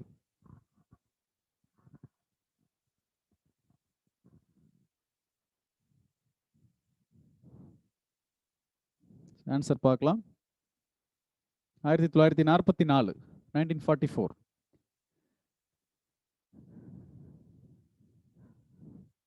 ரொம்ப முக்கியமானது. சி ராஜாஜி இந்திய பாகிஸ்தான் பிரச்சனை தொடர்பு அவர் ஒரு திட்டத்தை முன்மொழிகிறார். அதான் சிஆர் திட்டம். ஓகே, அடுத்தது வெள்ளையனே வெளியேறு இயக்கத்தின் கதாநாயகி. Who was called as heroine of Quiet India movement? வெள்ளையனே வெளியேறு இயக்கத்தின் கதாநாயகி.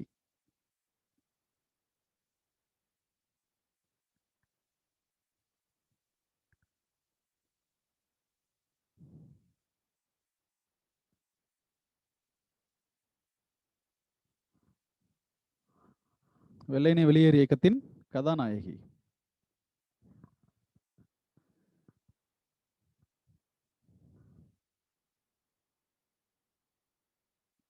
கதாநாயகி யாருன்னு கேட்டா அபுல் கலாம் ஆசாத்னு போடுறீங்க. கதாநாயகி ஹீரோயின்.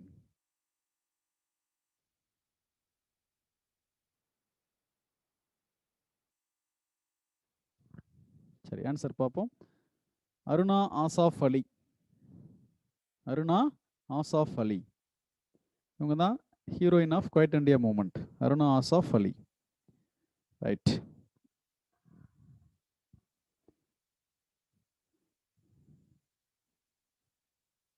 ஆயிரத்தி 1946 அமைச்சரவை தூதுக்குழுவிற்கு தலைமையேற்றவர். 1946 அமைச்சரவை தூதுக்குழுவிற்கு தலைமையேற்றவர். Who led the cabinet mission on 1946? English version பாருங்க. தப்பு ஆன்சர் போடாதீங்க. இது வரைக்கும் போட்ட ஆன்சர் எல்லாமே தப்பா தான் போட்டுறீங்க. இப்போதான் ஒரு சில பேர் சரியான ஆன்சர் போடுறீங்க. இங்கிலீஷ் வெர்ஷன் பாருங்க. Who led the cabinet mission on 1946?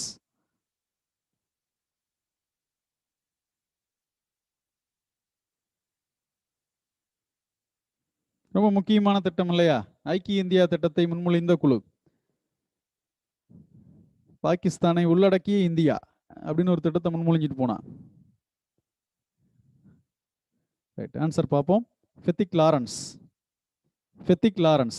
கவனமா ஆன்சர் பண்ணு. ஜவஹர்லால் நேரு, ராஜாஜி, மவுண்ட் பேட்டன் இவரெல்லாம் எங்க வந்தாரு? கவனமா ஆன்சர் பண்ணும்ல.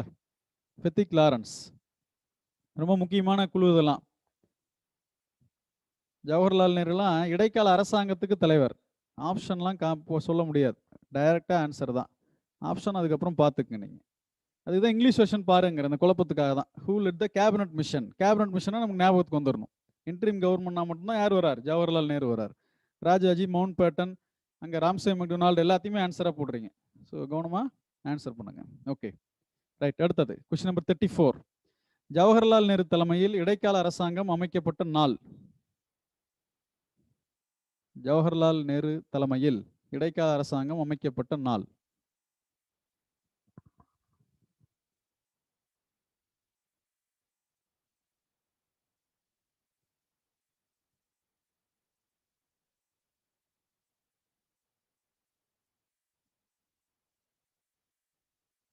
டேட் வித் இயர் ரெண்டு வேணும். ரொம்ப முக்கியமான தேதி. ஜவஹர்லால் நேரு தலைமையில் இடைக்கால அரசாங்கம் அமைக்கப்பட்ட நாள்.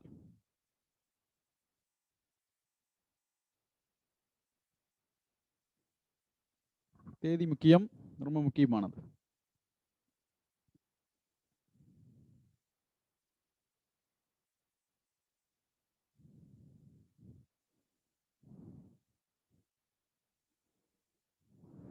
சரி, ஆன்சர் பார்க்கலாம்.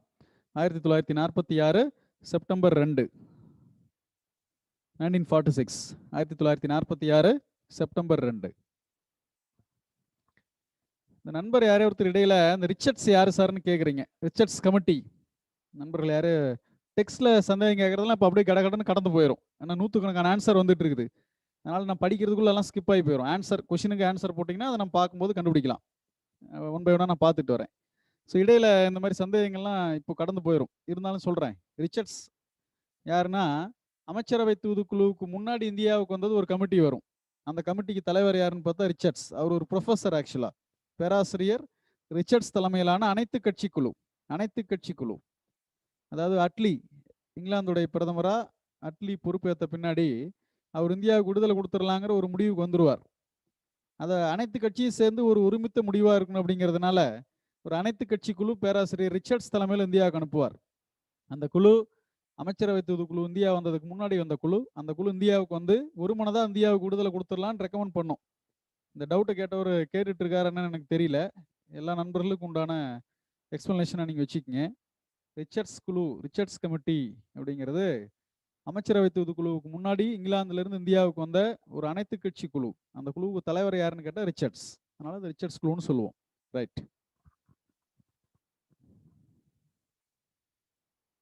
ஓகே, அடுத்தது கொஸ்டின் நம்பர் 35. முதலில் எந்த பகுதி படிக்க வேண்டும் என்று கூறுங்கள், பின்னர் தேர்வு வையுங்கள், மிகவும் சிறப்பாக இருக்கும், நன்றி. யாரோ பிபின்னு ஒரு சஜஷன் கொடுத்துருக்கீங்க சார். இன்ஸ்டியூட் வந்து எவ்ரி மந்த் டெஸ்ட் நடத்துது. அந்த டெஸ்ட்டுக்கு வந்து முன்னாடி எந்த பகுதி நீங்கள் படிக்கணும் அப்படிங்கிறத சொல்லிட்டு தான் டெஸ்ட் வைக்கிற இன்ஸ்டியூட்டில். நல்லா கவனிக்கணும். அதே மாதிரி டெஸ்ட்டை நான் மறுபடியும் இங்கே ஒன்று நடத்துறதுக்கு ஒரு 2 டெஸ்ட்டுங்கிறது தேவையில்லை. இது ஒரு பழைய கொஷின் பேப்பரை ரிவிஷன் பண்ண மாதிரி இருக்கும், நீங்கள் படித்ததெல்லாம் ஞாபகப்படுத்தின மாதிரி இருக்கும் அப்படிங்கிறதுக்காக அந்த பேட்டர்ன் நான் கையில் எடுத்துருக்கிறேன். இதை மறுபடியும் நீங்கள் எந்தெந்த பகுதியெலாம், இந்த கொஷினில் இருக்கிறதெல்லாம் எல்லா பகுதியும் கலந்து தான் இருக்குது. ஒட்டுமொத்த நோட்ஸுமே இந்த கொஷினில் வரும். ஏன் செலக்டிவாக பகுதி சொல்ல முடியாதுன்னா, இது ஏற்கனவே நடந்தது. அது செலக்டிவாக எல்லா பகுதியிலேருந்து இந்த கொஷின் இருக்கும்.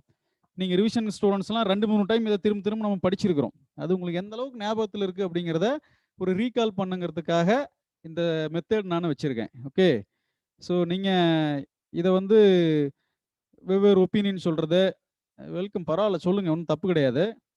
பட் முன்னாடியே பகுதி எதுன்னு சொல்லி நடத்தக்கூடிய டெஸ்ட்டை தான் இன்ஸ்டியூட் நடத்திட்டு இருக்குது. ஒவ்வொரு மந்த்து நீங்கள் எழுதுறீங்க, சப்ஜெக்ட் டெஸ்ட்டாக நீங்கள் எழுதுறீங்க. இதெல்லாம் கடைசியாக பேசலாம். லாஸ்ட்டாக ஒரு 10 நிமிஷத்தை பற்றி பேசுவோம். ஓகே, இப்போ கொஷின் போகலாம். அடுத்தது 35, கொஷின் நம்பர் 35. 1947 பிப்ரவரி 20 இந்தியாவிற்கு அதிகார மாற்றம் தொடர்பான அறிவிப்பு வெளியிட்டவர் யார்?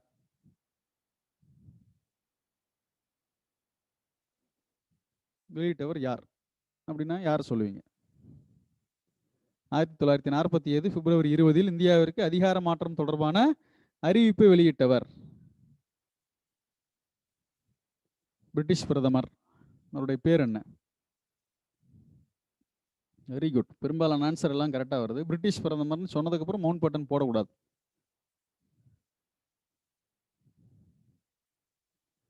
1947 பிப்ரவரி 20 இந்தியாவிற்கு அதிகார மாற்றம் தொடர்பான அறிவிப்பை வெளியிட்டவர்.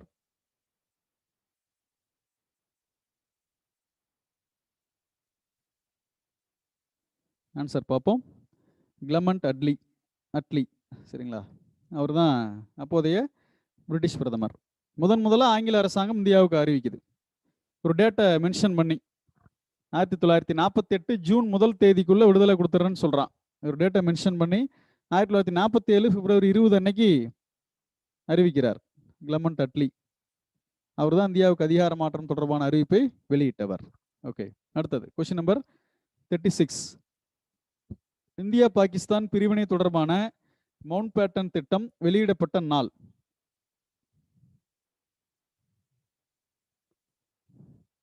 இந்தியா பாகிஸ்தான் பிரிவினை தொடர்பான மவுண்ட் பேட்டன் திட்டம் வெளியிடப்பட்ட நாள், எந்த டேட்?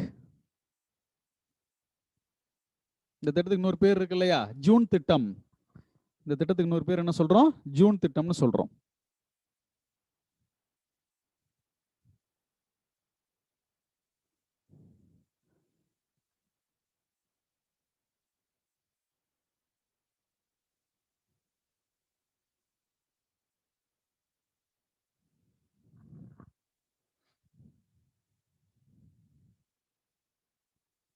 ஓகே, ஆன்சர் பார்க்கலாம். 1947 ஜூன் 3, ஜூன் 3, ரொம்ப முக்கியமானது. ஸோ இந்த டேட்லாம் நம்ம நல்லா ஞாபகம் வச்சுக்கணும். இதெல்லாம் ஒரு 2 டைம் 3 டைம் இதெல்லாம் நம்ம படிச்சிருப்போம். ஸோ இந்த மாதிரி தேதியெல்லாம் நமக்கு ஞாபகத்தில் இருக்கா அப்படிங்கிறத என்ஷூர் பண்ணிக்கணும் அப்பப்போ. அதுக்கு தான் இந்த மாதிரி சின்ன சின்ன டெஸ்ட்லாம் நடத்துறது. ஓகே, அடுத்தது கொஸ்டின் நம்பர் 37. 1947 இந்திய விடுதலை சட்டத்தில் கையெழுத்திட்ட இங்கிலாந்து மன்னர். 1947 இந்திய விடுதலை சட்டத்தில் கையெழுத்திட்ட இங்கிலாந்து மன்னர். Which king English king signed the Indian Independence Act?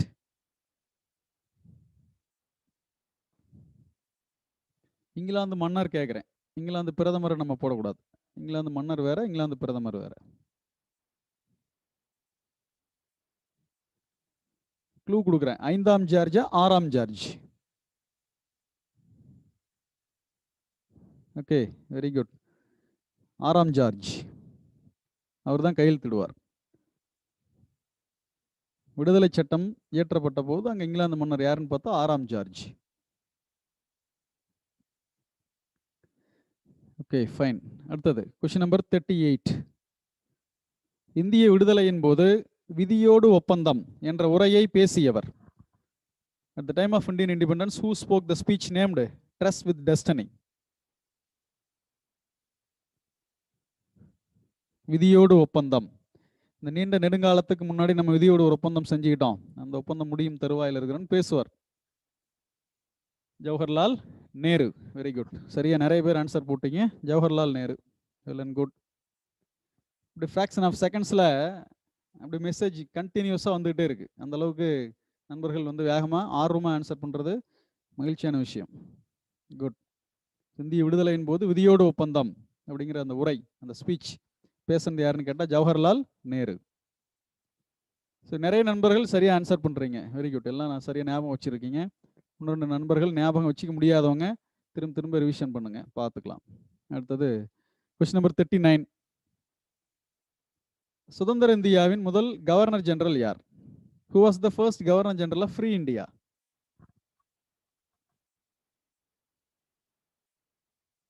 சுதந்திர இந்தியாவின் முதல் governor general.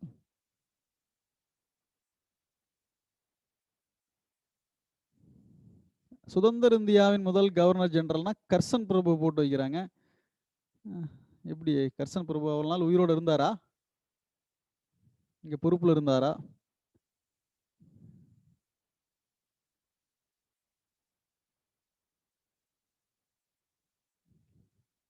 Lord Canning. Answer இந்த மாதிரிலாம் வருது. இங்க காம்படிஷன் ரெண்டு பேருக்கு இடையில தான்.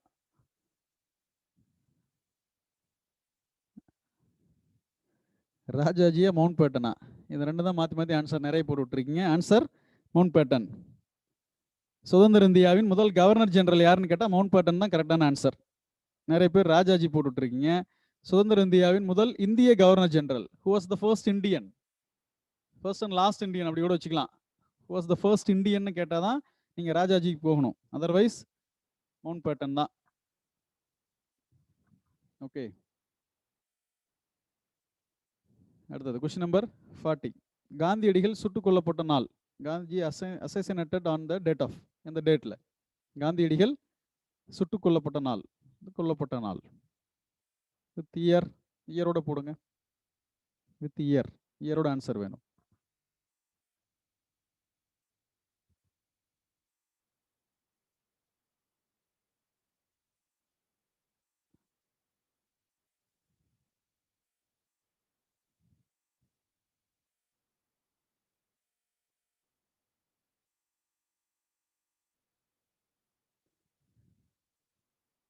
Very good. ஆன்சர் பார்க்கலாம். 1948 ஜனவரி 30. குட். காந்தியடிகள் சுட்டுக் கொல்லப்பட்ட நாள் 1948 ஜனவரி 30, ஜனவரி 30. ஓகே, அடுத்தது இந்திய பாகிஸ்தான் எல்லைக்கோட்டு குழு தலைவர். Who was the chairman of India Pakistan Boundary Commission? இந்திய பாகிஸ்தான் எல்லைக்கோட்டு குழு தலைவர் அவருடைய பேர் என்ன?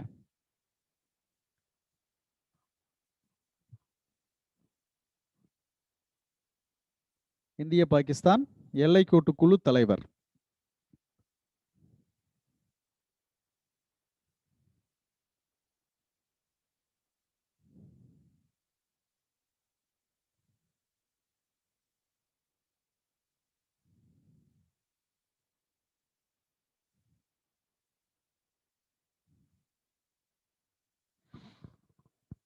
குட்.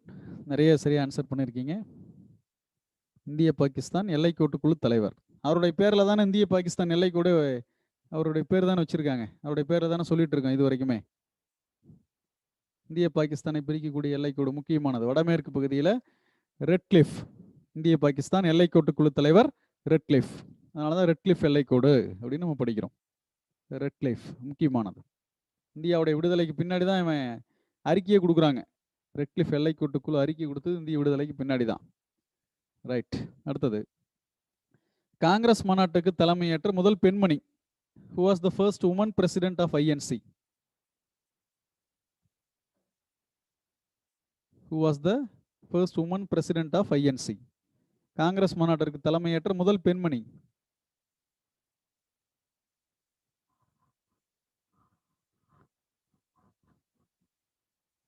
ரொம்ப எளிமையான ஒரு கேள்விதான். இங்கேயும் சரோஜினி நாயுடு ஒரு சில பேர் போடுறீங்க, கவனமா ஆன்சர் பண்ணணும். காங்கிரஸ் மாநாட்டிற்கு தலைமையேற்ற முதல் பெண்மணி. was the first woman president of INC. Answer பார்க்கலாம், ரொம்ப எளிமையானது. அன்னி பெசன்ட். ஆன்சர் அன்னி பெசன்ட். சரோஜினி நாயுடு முதல் இந்திய பெண்மணி யாருன்னு கேட்டால் தான் சரோஜினி நாயுடு வருவாங்க. Okay, right. Next question. 1931 அடிப்படை உரிமைகள் தொடர்பான தீர்மானம் பின்வரும் எந்த காங்கிரஸ் மாநாட்டில் இயற்றப்பட்டது? 1931 அடிப்படை உரிமைகள் தொடர்பான தீர்மானம் பின்வரும் எந்த காங்கிரஸ் மாநாட்டில் இயற்றப்பட்டது? பிளேஸ் போடுங்க, வித் அந்த காங்கிரஸ் மாநாட்டோட பிரசிடென்ட் யார், தலைவர் யார், அதையும் அப்படியே ஆன்சர்ல டைப் பண்ணி விடுங்க. இடம், எந்த மாநாடு எங்க நடைபெற்றது, இடம், தலைவர் யார். பிளேஸ் அண்ட் பிரசிடென்ட் ரெண்டுமே போடுங்க.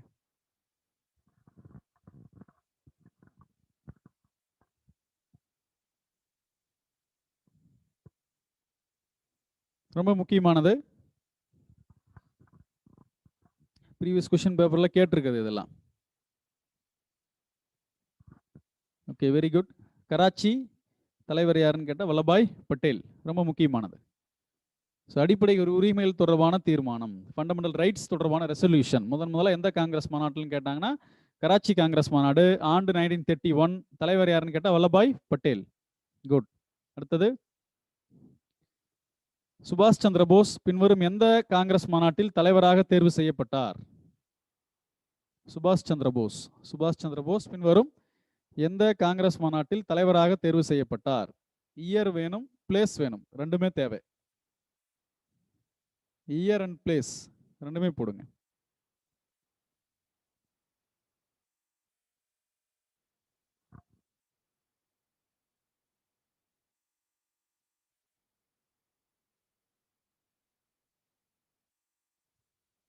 இயர் அண்ட் பிளேஸ், ஆண்டும் தேவை, இடமும் தேவை, ரொம்ப முக்கியமானது. ஓகே, ஆன்சர் பார்க்கலாம். நிறைய சரியா ஆன்சர் பண்ணியிருக்கீங்க. 1938 ஹரிபுரா. முதலாக தேர்வானது இங்கே தான். 1938 ஹரிபுரா. Very good. நிறைய பேர் 39 திரிபுரி, அதையும் சேர்த்திருக்கீங்க. Well and good. Tripuri INC session, அதுலேயும் அவர் தான் தலைவர். அது 1939, 1939. பட் முதலாக தேர்வானது 38. ஓகே, ரெண்டில் எது ஆன்சர் போட்டிருந்தாலும் ஓகே தான். Okay, fine. அடுத்தது, பின்வரும் எச்சட்டம் கருப்பு சட்டம் என அழைக்கப்பட்டது? ஸோ எந்த ஆக்ட்? கருப்பு சட்டம்.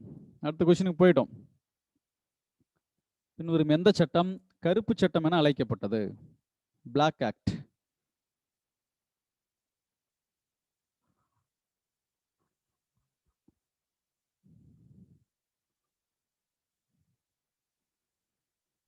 இந்த சட்டத்துக்கு இன்னொரு பேர் உண்டு, குழப்பவாத புரட்சி குற்ற சட்டம் அப்படின்னு இன்னொரு பேர் உண்டு. சரி, ஆன்சர் ரவுலட் சட்டம். ஏன் அந்த மாதிரி அந்த சட்டம் சொன்ன ஞாபகம் இருக்குன்னு நினைக்கிறேன். புரட்சியாளர் அப்படிங்கிற கண்ணோட்டத்தில் ஒருத்தர் அரெஸ்ட் பண்ணால் மேக்ஸிமம் 2 இயர்ஸ் வரைக்கும் போலீஸ் கஸ்டடியிலே வச்சுக்கலாம், கோர்ட்டுக்கு கொண்டு போக தேவையில்லை. அதனால தான் அந்த சட்டத்துக்கு பேர் கருப்பு சட்டம், பிளாக் ஆக்ட் அப்படின்னு சொன்னாங்க. அந்த சட்டத்தை ரெக்கமெண்ட் பண்ண குழுவுடைய தலைவர் சர் சிட்னி ரவுலட். அதனால அந்த சட்டத்துக்கு அந்த பேரை வச்சுட்டான். ஓகே, அடுத்தது கொஸ்டின் நம்பர் 46. ஆகஸ்ட் புரட்சி எனப்பட்ட இயக்கம். which movement was called as August Revolution? August புரட்சி.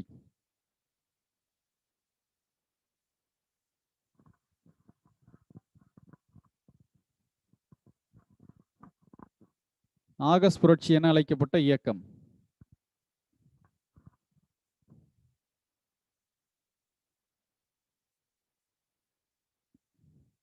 இந்திய விடுதலை போராட்டத்தில் எந்த இயக்கம் ஆகஸ்ட் புரட்சி என அழைக்கப்பட்டது?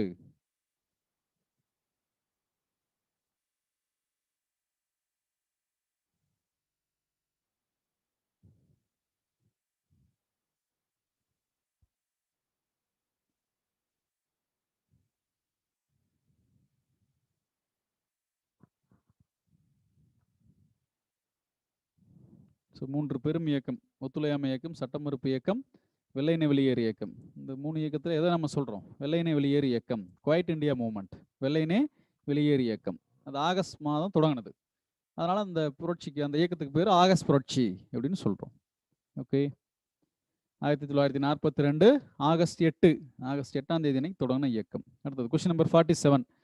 1928 வல்லபாய் பட்டேல் வரிகுடா இயக்கத்தை எங்கு நடத்தினார்? ரொம்ப முக்கியமானது. பிளேஸ். 1928 வல்லபாய் பட்டேல் வரிகுடா இயக்கத்தை எங்கு நடத்தினார்?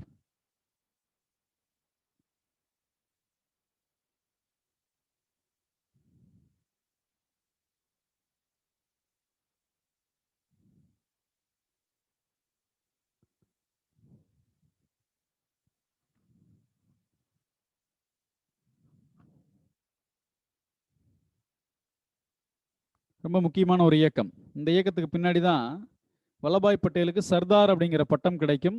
அந்த பட்டத்தை கொடுத்தது காந்தியடிகள். படிச்சிருக்கு நம்ம. ஆன்சர் பர்தோலி.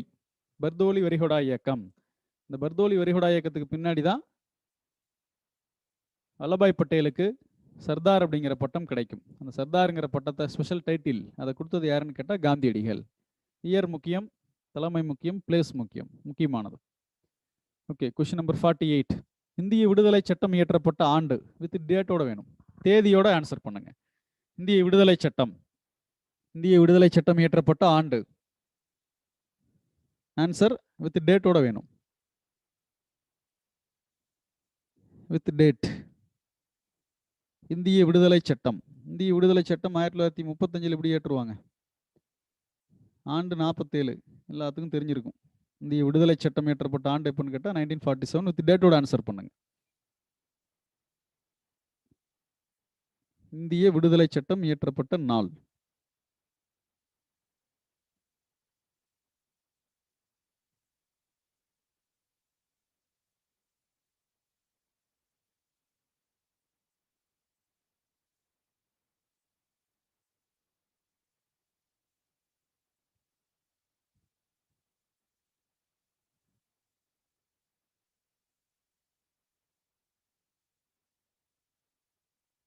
சரி, ஆன்சர் பார்க்கலாம். 1947 ஜூலை 18.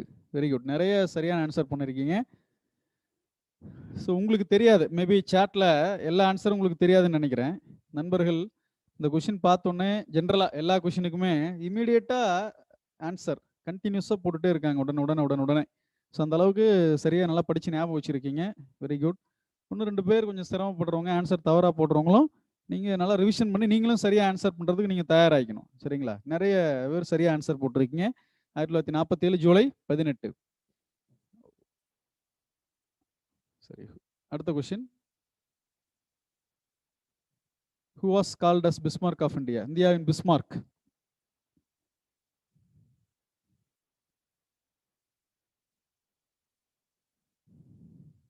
இந்தியாவின் பிஸ்மார்க் என அழைக்கப்பட்டவர்.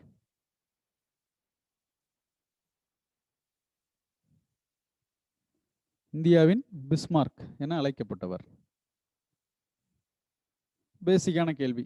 சரிங்களா? பெரும்பாலான நண்பர்கள் எல்லாமே ஆன்சர் பண்ணிடலாம். இந்தியாவின் பிஸ்மார்க் என அழைக்கப்பட்டவர்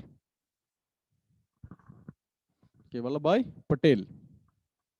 சர்தார் வல்லபாய் பட்டேல். அதுதான் இந்தியாவின் பிஸ்மார்க்னு சொல்றோம். Bismarck ஜெர்மனியுடைய chancellor. அவர் கூட கம்பேர் பண்ணுறோம். எதுக்காக கம்பேர் பண்ணுறோம்னா, விடுதலைக்கு பின்னாடி இந்த சுதேச அரசுகள், இந்த சுதேச அரசுகளை ஒருங்கிணைத்ததில் மிக முக்கியமான பங்களிப்பு கொடுத்தவர் வல்லபாய் பட்டேல். அவர் பெருமுயற்சி எடுத்ததுனால இந்தியா அப்படிங்கிறது ஒரு ஒருங்கிணைந்த நாடு அப்படிங்கிற ஸ்டேட்டஸில் இருக்குது. அதனால தான் நம்ம இந்தியாவின் இரும்பு மனிதர், இந்தியாவின் பிஸ்மார்க் யாருன்னு சொன்னோமோ வல்லபாய் பட்டேலை சொல்கிறோம். காரணம், சுதேச அரசுகளை பெருமுயற்சி எடுத்து ஒருங்கிணைத்தது. அதான் அவருடைய மிக முக்கியமான ரோல். ஓகே, அடுத்தது question number 50. Who found the red shirt movement? செஞ்சட்டை இயக்கத்தை தோற்றுவித்தவர். செஞ்சட்டை இயக்கம், ரெட் ஷர்ட் மூவ்மெண்ட், செஞ்சட்டை இயக்கத்தை தோற்றுவித்தவர்.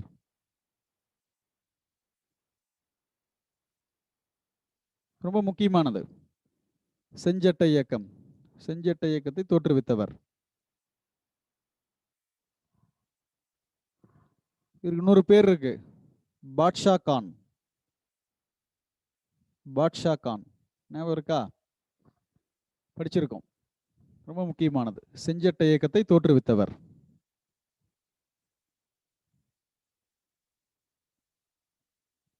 வெரி குட், நிறைய சரியா ஆன்சர் பண்ணிருக்கீங்க. கான் அப்துல் காஃபர் கான். ஒரு இன்னொரு பேர் என்ன சொல்றோம் நம்ம, பாட்ஷா கான். அடுத்தது எல்ஐ காந்தி, ஞாபகம் இருக்கா? எல்ஐ காந்தி என அழைக்கப்பட்டவர் யாருன்னு கேட்டாலும் கான் அப்துல் காஃபர் கான். எல்ஐ காந்தி, பாட்ஷா கான் அப்படின்னு சொல்றோம். செஞ்சட்டை இயக்கம், இந்த செஞ்சட்டை இயக்கத்தை அந்த மெம்பர்ஸ், அவங்களுக்கு பேர் என்ன சொன்னோம்? அதை ஆன்சர் பண்ணுங்க பார்க்கலாம். செஞ்சட்டை இயக்கத்தில் இருந்த மெம்பர், அவங்களுக்கு என்ன பேர் சொல்றோம்? அந்த உறுப்பினர்கள், செஞ்சட்டை இயக்கத்தில் இருந்த உறுப்பினர்களுக்கு என்ன பேர் சொல்றோம்? அவங்களுக்கு ஒரு பேர் சொல்லுவோம்ல. செஞ்சட்டை இயக்கத்தை சேர்ந்தவர்கள் என்னவாறு அழைக்கப்பட்டனர்?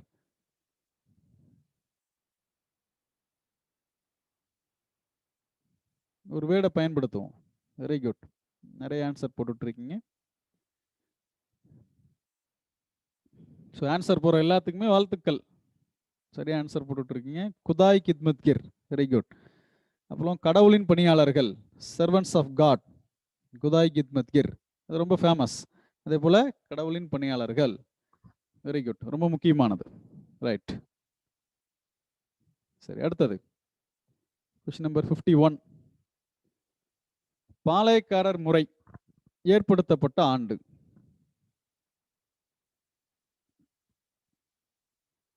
பாளையக்காரர் முறை தோற்றுவிக்கப்பட்ட ஆண்டு அல்லது ஏற்படுத்தப்பட்ட ஆண்டு. தமிழ்நாட்டில் நம்ம படிக்கிறோமில்ல, புலித்தேவர் சப்ஜெக்ட் படிக்கிறோமில்ல, அப்போ பாளையக்காரர் முறை நம்ம பார்க்குறோம் இல்லையா? அந்த பாளையக்காரர் முறை இங்கே தமிழக பகுதியில் பாளையக்காரர் முறை எந்த ஆண்டு ஏற்படுத்தப்பட்டது?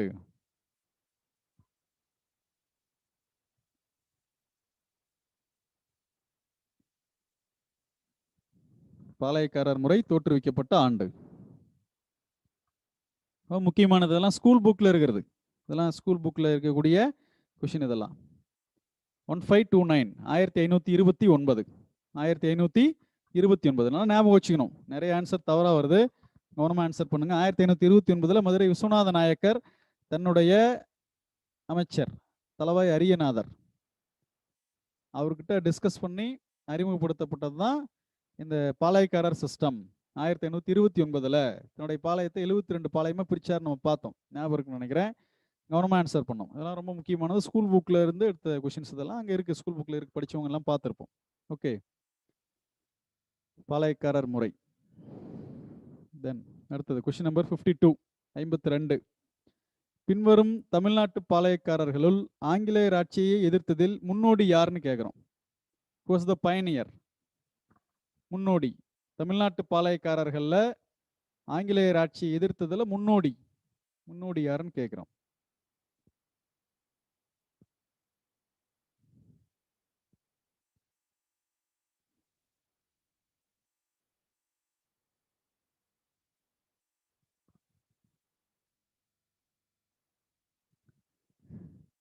பாளையக்காரர்கள் படிச்சிருக்கோம். அதில் எந்த பாளையக்காரர் முதல்ல ஆங்கிலேயர் ஆட்சி எதிர்த்தவர்னா புலித்தேவர். ரொம்ப எளிமையானது, புலித்தேவர். குட், நல்ல எல்லாமே சரியாக ஆன்சர் பண்ணியிருக்கீங்க. Very good. அடுத்த கொஸ்டின் நம்பர் 53. காலின் ஜாக்சன் எந்த பகுதியின் ஆட்சியாளர்? காலின் ஜாக்சன் எந்த பகுதியின் ஆட்சியாளர்? பிளேஸ், இடம் தேவை. காலின் ஜாக்சன் எந்த பகுதியின் ஆட்சியாளர், எந்த மாவட்டத்துடைய கலெக்டரா இருந்தார், டிஸ்ட்ரிக்ட் கலெக்டர்.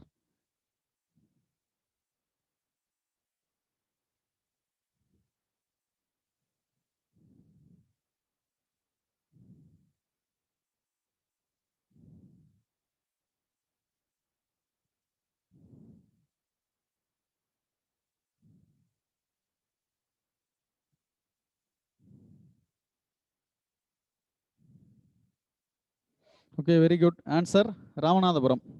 நிறைய பேர் திருநெல்வேலி போடுறீங்க, அது ஆன்சர் தவறு. ராமநாதபுரம் மாவட்ட ஆட்சியர் தான் காலின் ஜாக்சன். அப்படிதான் நம்ம படிச்சிருக்கோம். ராமநாதபுரத்துடைய ஆட்சியர் தான் காலின் ஜாக்சன். கவனமாக ஆன்சர் பண்ணும். சரியா? திருநெல்வேலி நிறைய பேர் ஆன்சர் போட்டிருக்கீங்க, கவனமாக ஆன்சர் பண்ணுங்க. ராமநாதபுரம் ஆட்சியர் காலின் ஜாக்சன். இவருக்கும் வீரபாண்டிய கட்டபொம்மனுக்கு தான் பிரச்சனை ஏற்படுன்னு பார்த்தோம். சோன்சோ நிறைய பாயிண்ட்ஸ் அதில் பற்றி டிஸ்கஸ் பண்ணலாம். ஓகே, இடம் ராமநாதபுரத்துடைய ஆட்சியர் தான். ஓகே, அடுத்தது வீரபாண்டிய கட்டபொம்மன் எந்த கோட்டையின் முன்பு தூக்கிலிடப்பட்டார்? எந்த கோட்டை? Veerapandiya Kattabomman was hanged at the fort of. எந்த கோட்டையின் முன்பு? நல்ல கவனமா ஆன்சர் பண்ணும். வீரபாண்டிய கட்டபொம்மன் எந்த கோட்டையின் முன்பு தூக்கிலிடப்பட்டார்?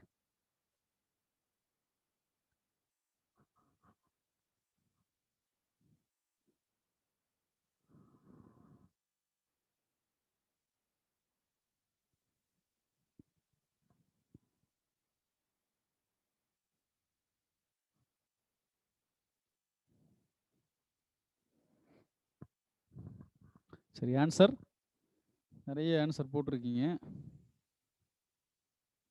கயத்தாறு கோட்டை.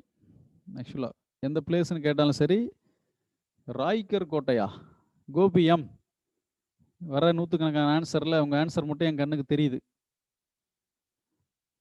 ராய்கர், சிவாஜி, சத்ரபதி சிவாஜியுடைய கோட்டை. நம்ம நடத்துகிற சப்ஜெக்டே இல்லாத ஒரு ஆன்சரை போடுறீங்களே. வீரபாண்டிய கட்டபொம்மன் எந்த கோட்டையின் முன்பு தூக்கிலிடப்பட்டார்னா கயத்தாறு கோட்டை. எந்த பிளேஸ்ன்னு கேட்டாலும் கயத்தாறு தான். அதனால் ஞாபகம் வச்சுக்கணும்.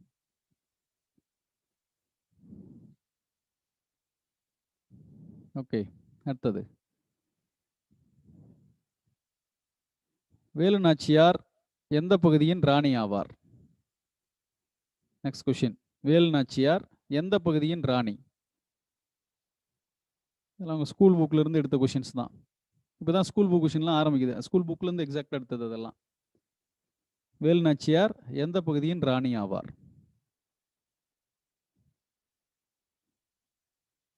Very good. எளிமையானது, எல்லாமே சரியா ஆன்சர் பண்ணிட்டீங்க. குட். சிவகங்கை. ஆன்சர் சிவகங்கை.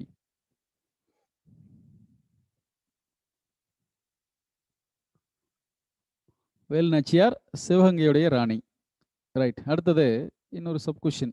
சிவகங்கையுடைய தலைநகர் என்ன? சிவகங்கையின் தலைநகர்.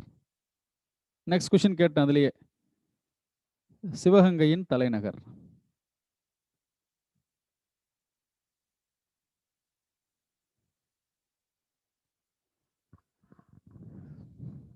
சிவகங்கையுடைய தலைநகர் என்ன? வேலு நாச்சியார் மருதுபாண்டியர் காலத்தில் படிச்சிருக்கோம். சிறுவயல். Very good. சிறுவயல். சிறுவயல் சரியா நிறைய ஆன்சர் பண்ணிருக்கீங்க. Well and good. Siruvayal. Okay, அடுத்தது கொஸ்டின் நம்பர் 56. திருச்சிராப்பள்ளி பிரகடனம் யாரால் வெளியிடப்பட்டது? திருச்சிராப்பள்ளி பிரகடனம். திருச்சிராப்பள்ளி பிரகடனம் யாரால் வெளியிடப்பட்டது? Very good. இப்படி ஷார்ட்டா போட்டிருக்கார், 2 லெட்டர்ல.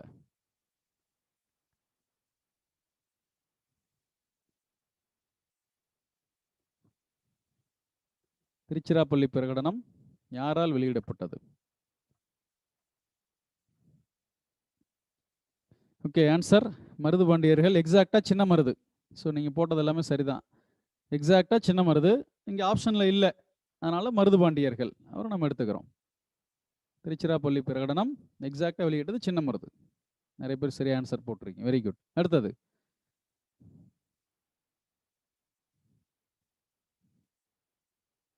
கீழ்கண்டவைகளுள் தீரன் சின்னமலையோடு தொடர்புடைய பகுதி எதுன்னு ஒரு கொஸ்டின் கேட்டிருக்கேன். அது ஆன்சரே நான் சொல்லிடுறேன் சரிங்களா. ஏன்னா அது பிளேசஸ் உங்களால் சொல்ல முடியாது. ஓடா நிலை. ஓகே, ஆன்சர் உங்களுக்கு தெரியும், ஆன்சரே உங்களுக்கு ஷோன். அந்த கொஷனுக்கு பார்த்தீங்கன்னா திண்டுக்கல், நாகலாபுரம், புதுக்கோட்டை, ஓடாநிலை அப்படின்னு 4 ஆப்ஷன். அதில் ஓடாநிலை தான் சரியான விடை. ஓகேவா, ஏன்னா ஓடாநிலையில் ஒரு கோட்டை கட்டினார் நம்ம படிச்சிருக்கோம். ஸோ அது தீரன் சின்னமலையோட தொடர்புடைய பகுதி. குட். அடுத்தது, கிழக்கு பகுதி பாளையங்கள் டேஷின் கட்டுப்பாட்டில் இருந்தது. அதாவது யாருடைய கட்டுப்பாட்டில்? அடுத்த கொஸ்டின் வந்துடலாம். கிழக்கு பகுதி பாளையங்கள், the eastern Palayams were ruled under the control of. கிழக்கு பகுதி பாளையங்கள் யாருடைய கட்டுப்பாட்டின் கீழ் இருந்தது? அந்த தனிநபரை கேட்கிறேன். தனிநபர், எந்த பாளையக்காரர்? கிழக்கு பகுதி பாளையங்கள் யாருடைய கட்டுப்பாட்டில் இருந்தது? நம்ம படிச்சிருக்கோம். திருநெல்வேலியுடைய மேற்கு பகுதி அது மறவர்கள், மறவர்களுக்கெல்லாம் தலைவர் புலித்தேவர்னு பார்த்தோம். கிழக்கு பகுதி யாருன்னு பார்த்தோம், ஞாபகம் இருக்கும். கிழக்கு பகுதி பாளையக்காரர்களுக்கு நாயக்கர்னு பேர் சொன்னோம். அந்த நாயக்கர்களுக்கெல்லாம் தலைவராக இருந்தது யாருன்னு பார்த்தா வீரபாண்டிய கட்டபொம்மன். அதான் ஆன்சர். ஸோ கிழக்கு பகுதி பாளையங்கள் யாருடைய கட்டுப்பாட்டில் இருந்தது அப்படின்னு கேட்டால் வீரபாண்டிய கட்டபொம்மன். திருநெல்வேலியுடைய மேற்கு பக்கம் இருந்தவங்களுக்குலாம் தலைவர்னா புலித்தேவர்னு சொன்னோம். கிழக்கு பக்கம் இருந்தவங்களுக்குலாம் தலைவர் யாருன்னு கேட்டால் வீரபாண்டிய கட்டபொம்மன். ஓகே, அடுத்தது சிவகங்கை சிங்கம். ரொம்ப எளிமையான கேள்வி. சிவகங்கை சிங்கம், who was called as line of Sivaganga? Sivaganga சிங்கம் என அழைக்கப்பட்டவர்.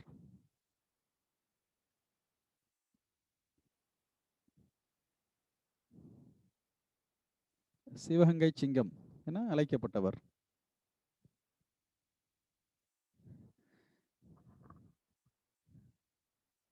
Very good. நிறைய பேர் எல்லாமே சரியா ஆன்சர் போட்டிருக்கீங்க. ஷார்ட்டா சிஎம்னு போடுறீங்க. Very good. அதெல்லாம் புரிஞ்சுக்கலாம் அப்படி போட்டாலுமே. அந்த மாதிரி ஷார்ட்டா ஆன்சர் போட்டிங்கன்னா கூட ஓகே தான். ரொம்ப சிரமம் போட்டுலாம் ரொம்ப லென்த்தியாலாம் டைப் பண்ண தேவையில்ல. நிறைய பேர் எஸ்எம் அப்படின்னு போடுறீங்க. ஸ்மால் மருது. ஓகே, எப்படி போட்டாலும் சரி புரிஞ்சுக்கிறேன். சின்ன மருது. Very good. முக்கியமான கொஸ்டின் சின்ன மருது. சரி, அடுத்தது விஸ்வநாத நாயக்கர் அவரது அமைச்சர் டேஸுடன் கலந்தாலோசித்து பாளையக்காரர் முறையை ஏற்படுத்தினார். விஸ்வநாத நாயக்கர் அவரது அமைச்சர் டேஷுடன், அவர் அமைச்சர் யாரு கூட? டேஷுடன் கலந்தாலோசித்து பாளையக்காரர் முறையை ஏற்படுத்தினார். அவருடைய அமைச்சர் பேர் என்னன்னு தான் கொஸ்டின்.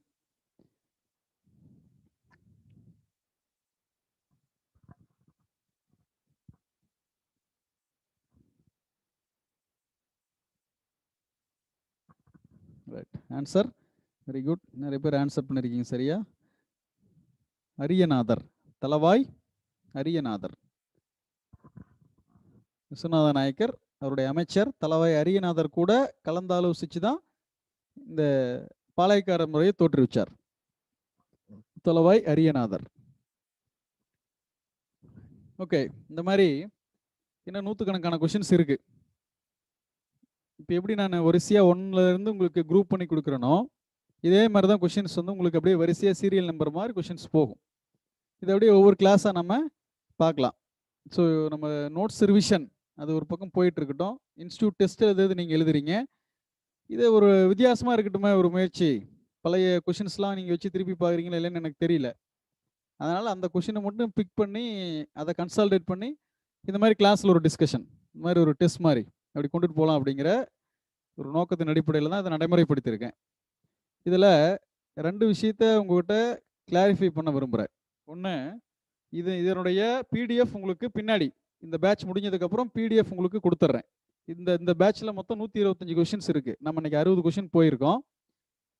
அதுக்கு அடுத்தது நம்ம நெக்ஸ்ட் கிளாஸில் 61லேருந்து ஆரம்பிச்சு 125 அந்த 125 நம்ம ரீச் பண்ணும்போது இந்த 125 கொஷின் பார்த்த பின்னாடி உங்ககிட்ட நான் அந்த பிடிஎஃப், இந்த கொஷின் பேப்பர் அந்த பிடிஎஃப் அனுப்பிச்சி விட்டுறேன். அதை நீங்கள் வச்சு படிச்சுக்கிங்க. இந்த வீடியோ உங்களுக்கு கிடைச்சிரும், அதையும் பார்த்துக்கங்க. இது ஃபர்ஸ்ட் ஆஸ்பெக்ட் உங்கள்கிட்ட சொல்கிறது. ரெண்டாவது, இது ஏன் சார் முன்கூட்டியே இந்த டாபிக் நீங்கள் சொல்லி படிச்சுட்டு வந்து நான் டெஸ்ட் எழுதுறேன் அப்படின்னா, இது வந்து பழைய கொஷின் பேப்பர். இது சம்மந்தமே இல்லாத கொஷின்ஸ்லாம் இருக்கும். இந்திய விடுதலை போராட்டத்திலிருந்து ஒரு கொஷின் இருக்கும். திடீர்னு விடுதலை போரில் தமிழகத்தின் பங்கிலிருந்து ஒரு கொஸ்டின் இருக்கும்.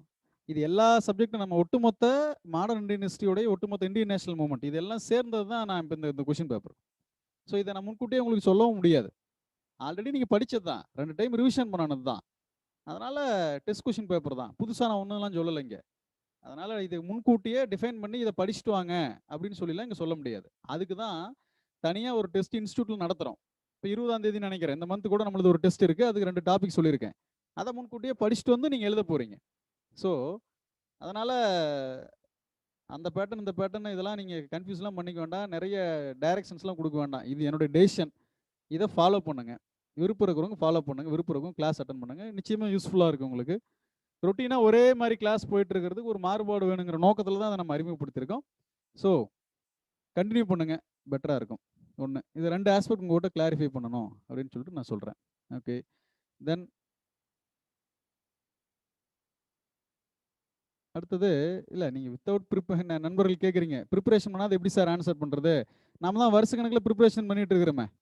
நான் நோட்ஸ் கொடுத்துட்டு இன்றைக்கே நம்ம ஆரம்பிச்சிருக்கோம். வருஷ கணக்கில் நம்ம இது ப்ரிப்பரேஷன் பண்ணிட்டு இருந்தோம். அதனால் நீங்கள் என்ன சஜஷன் சொன்னீங்கனாலும் ஓகே அப்படின்னு சொல்லிட்டு இதை நான் நடைமுறைப்படுத்த தான் போகிறேன். இது இம்ப்ளிமெண்ட் ஆக தான் போகுது. Well and good. நண்பர்கள் நிறைய பேர் வெல்கம் பண்ணுறீங்க. ஓகே, நல்லபடியாக நீங்கள் ஆன்சர் பண்ணுங்கள். கிளாஸ் நீங்கள் டைரக்ட் கிளாஸ் மாதிரி நீங்கள் ட்ரீட் பண்ணிக்கிங்க இதை, சரிங்களா? டைரக்ட் கிளாஸ் கொஷின் கேட்குற மாதிரி நீங்கள் ட்ரீட் பண்ணி இதை ஆன்சர் பண்ணுங்கள். ஸோ இது ஒரு பேட்டர்ன் போகும், ப்ளஸ் நோட்ஸ் ரிவிஷனும் போகும், இன்ஸ்டியூட்டுடைய டெஸ்ட்டும் நடக்கும். ஸோ அதனால் இதை அப்படியே ஃபாலோ பண்ணிக்கலாம். வேறு ஸோ ரொம்ப சேஃபாக இருங்க இந்த காலத்தில், அது ரொம்ப ரொம்ப முக்கியமானது. ரொம்ப சேஃபாக இருங்க, கேர்ஃபுல்லாக இருங்க கோவிட் காலத்தில். மற்றபடி இந்த 3 பேட்டர்ன் நம்ம அப்படியே இம்ப்ளிமெண்ட் பண்ணுவோம் அடுத்தடுத்த கிளாஸில். வாரம் ஒரு 2 கிளாஸ் இந்த மாதிரி போட்டு சீக்கிரம் கையில் இருக்கக்கூடிய கொஷின் எல்லாத்தையும் நம்ம ரிவிஷன் பண்ணலாம். Okay, thank you. வேறு ஒன்றும் பெருசாக சொல்கிற அளவுக்கு ஒன்றும் விஷயம் கிடையாது. அதனால் இந்த மெத்தட் அப்படி நம்ம ஃபாலோ பண்ணுவோம். இது ஒரு ஸ்டேஜ் போகட்டும், ஒரு முயற்சி. ரைட், இன்னொரு கிளாஸில் நம்ம சந்திப்போம். அடுத்தது நம்ம சந்திக்கிற கிளாஸ் நம்ம ரொட்டீன், நம்ம நோட்ஸ் ரிவிஷன் கிளாஸ், அந்த கிளாஸில் நம்ம சந்திக்கலாம். தேங்க்யூ. உங்கள் சந்தேகங்கள், வேறு சப்ஜெக்ட் ரீதியான சந்தேகங்கள்லாம் அந்த கிளாஸில் நீங்கள் கேட்டுக்குங்க. நண்பர்கள் ஒரு சில பேர் ஹேண்ட் ரைஸ் பண்ணியிருக்கீங்க. ஸோ அந்த ஹேண்ட் ரைஸ் பண்ண நண்பர்கள்லாம் அந்தந்த இண்டிவிஜுவல் கிளாஸ் வரும்போது அதில் நம்ம அதை பற்றி கேட்டுக்கலாம், சரிங்களா? Okay, thank you. மறுபடியும் இன்னொரு கிளாஸில் சந்திக்கலாம்.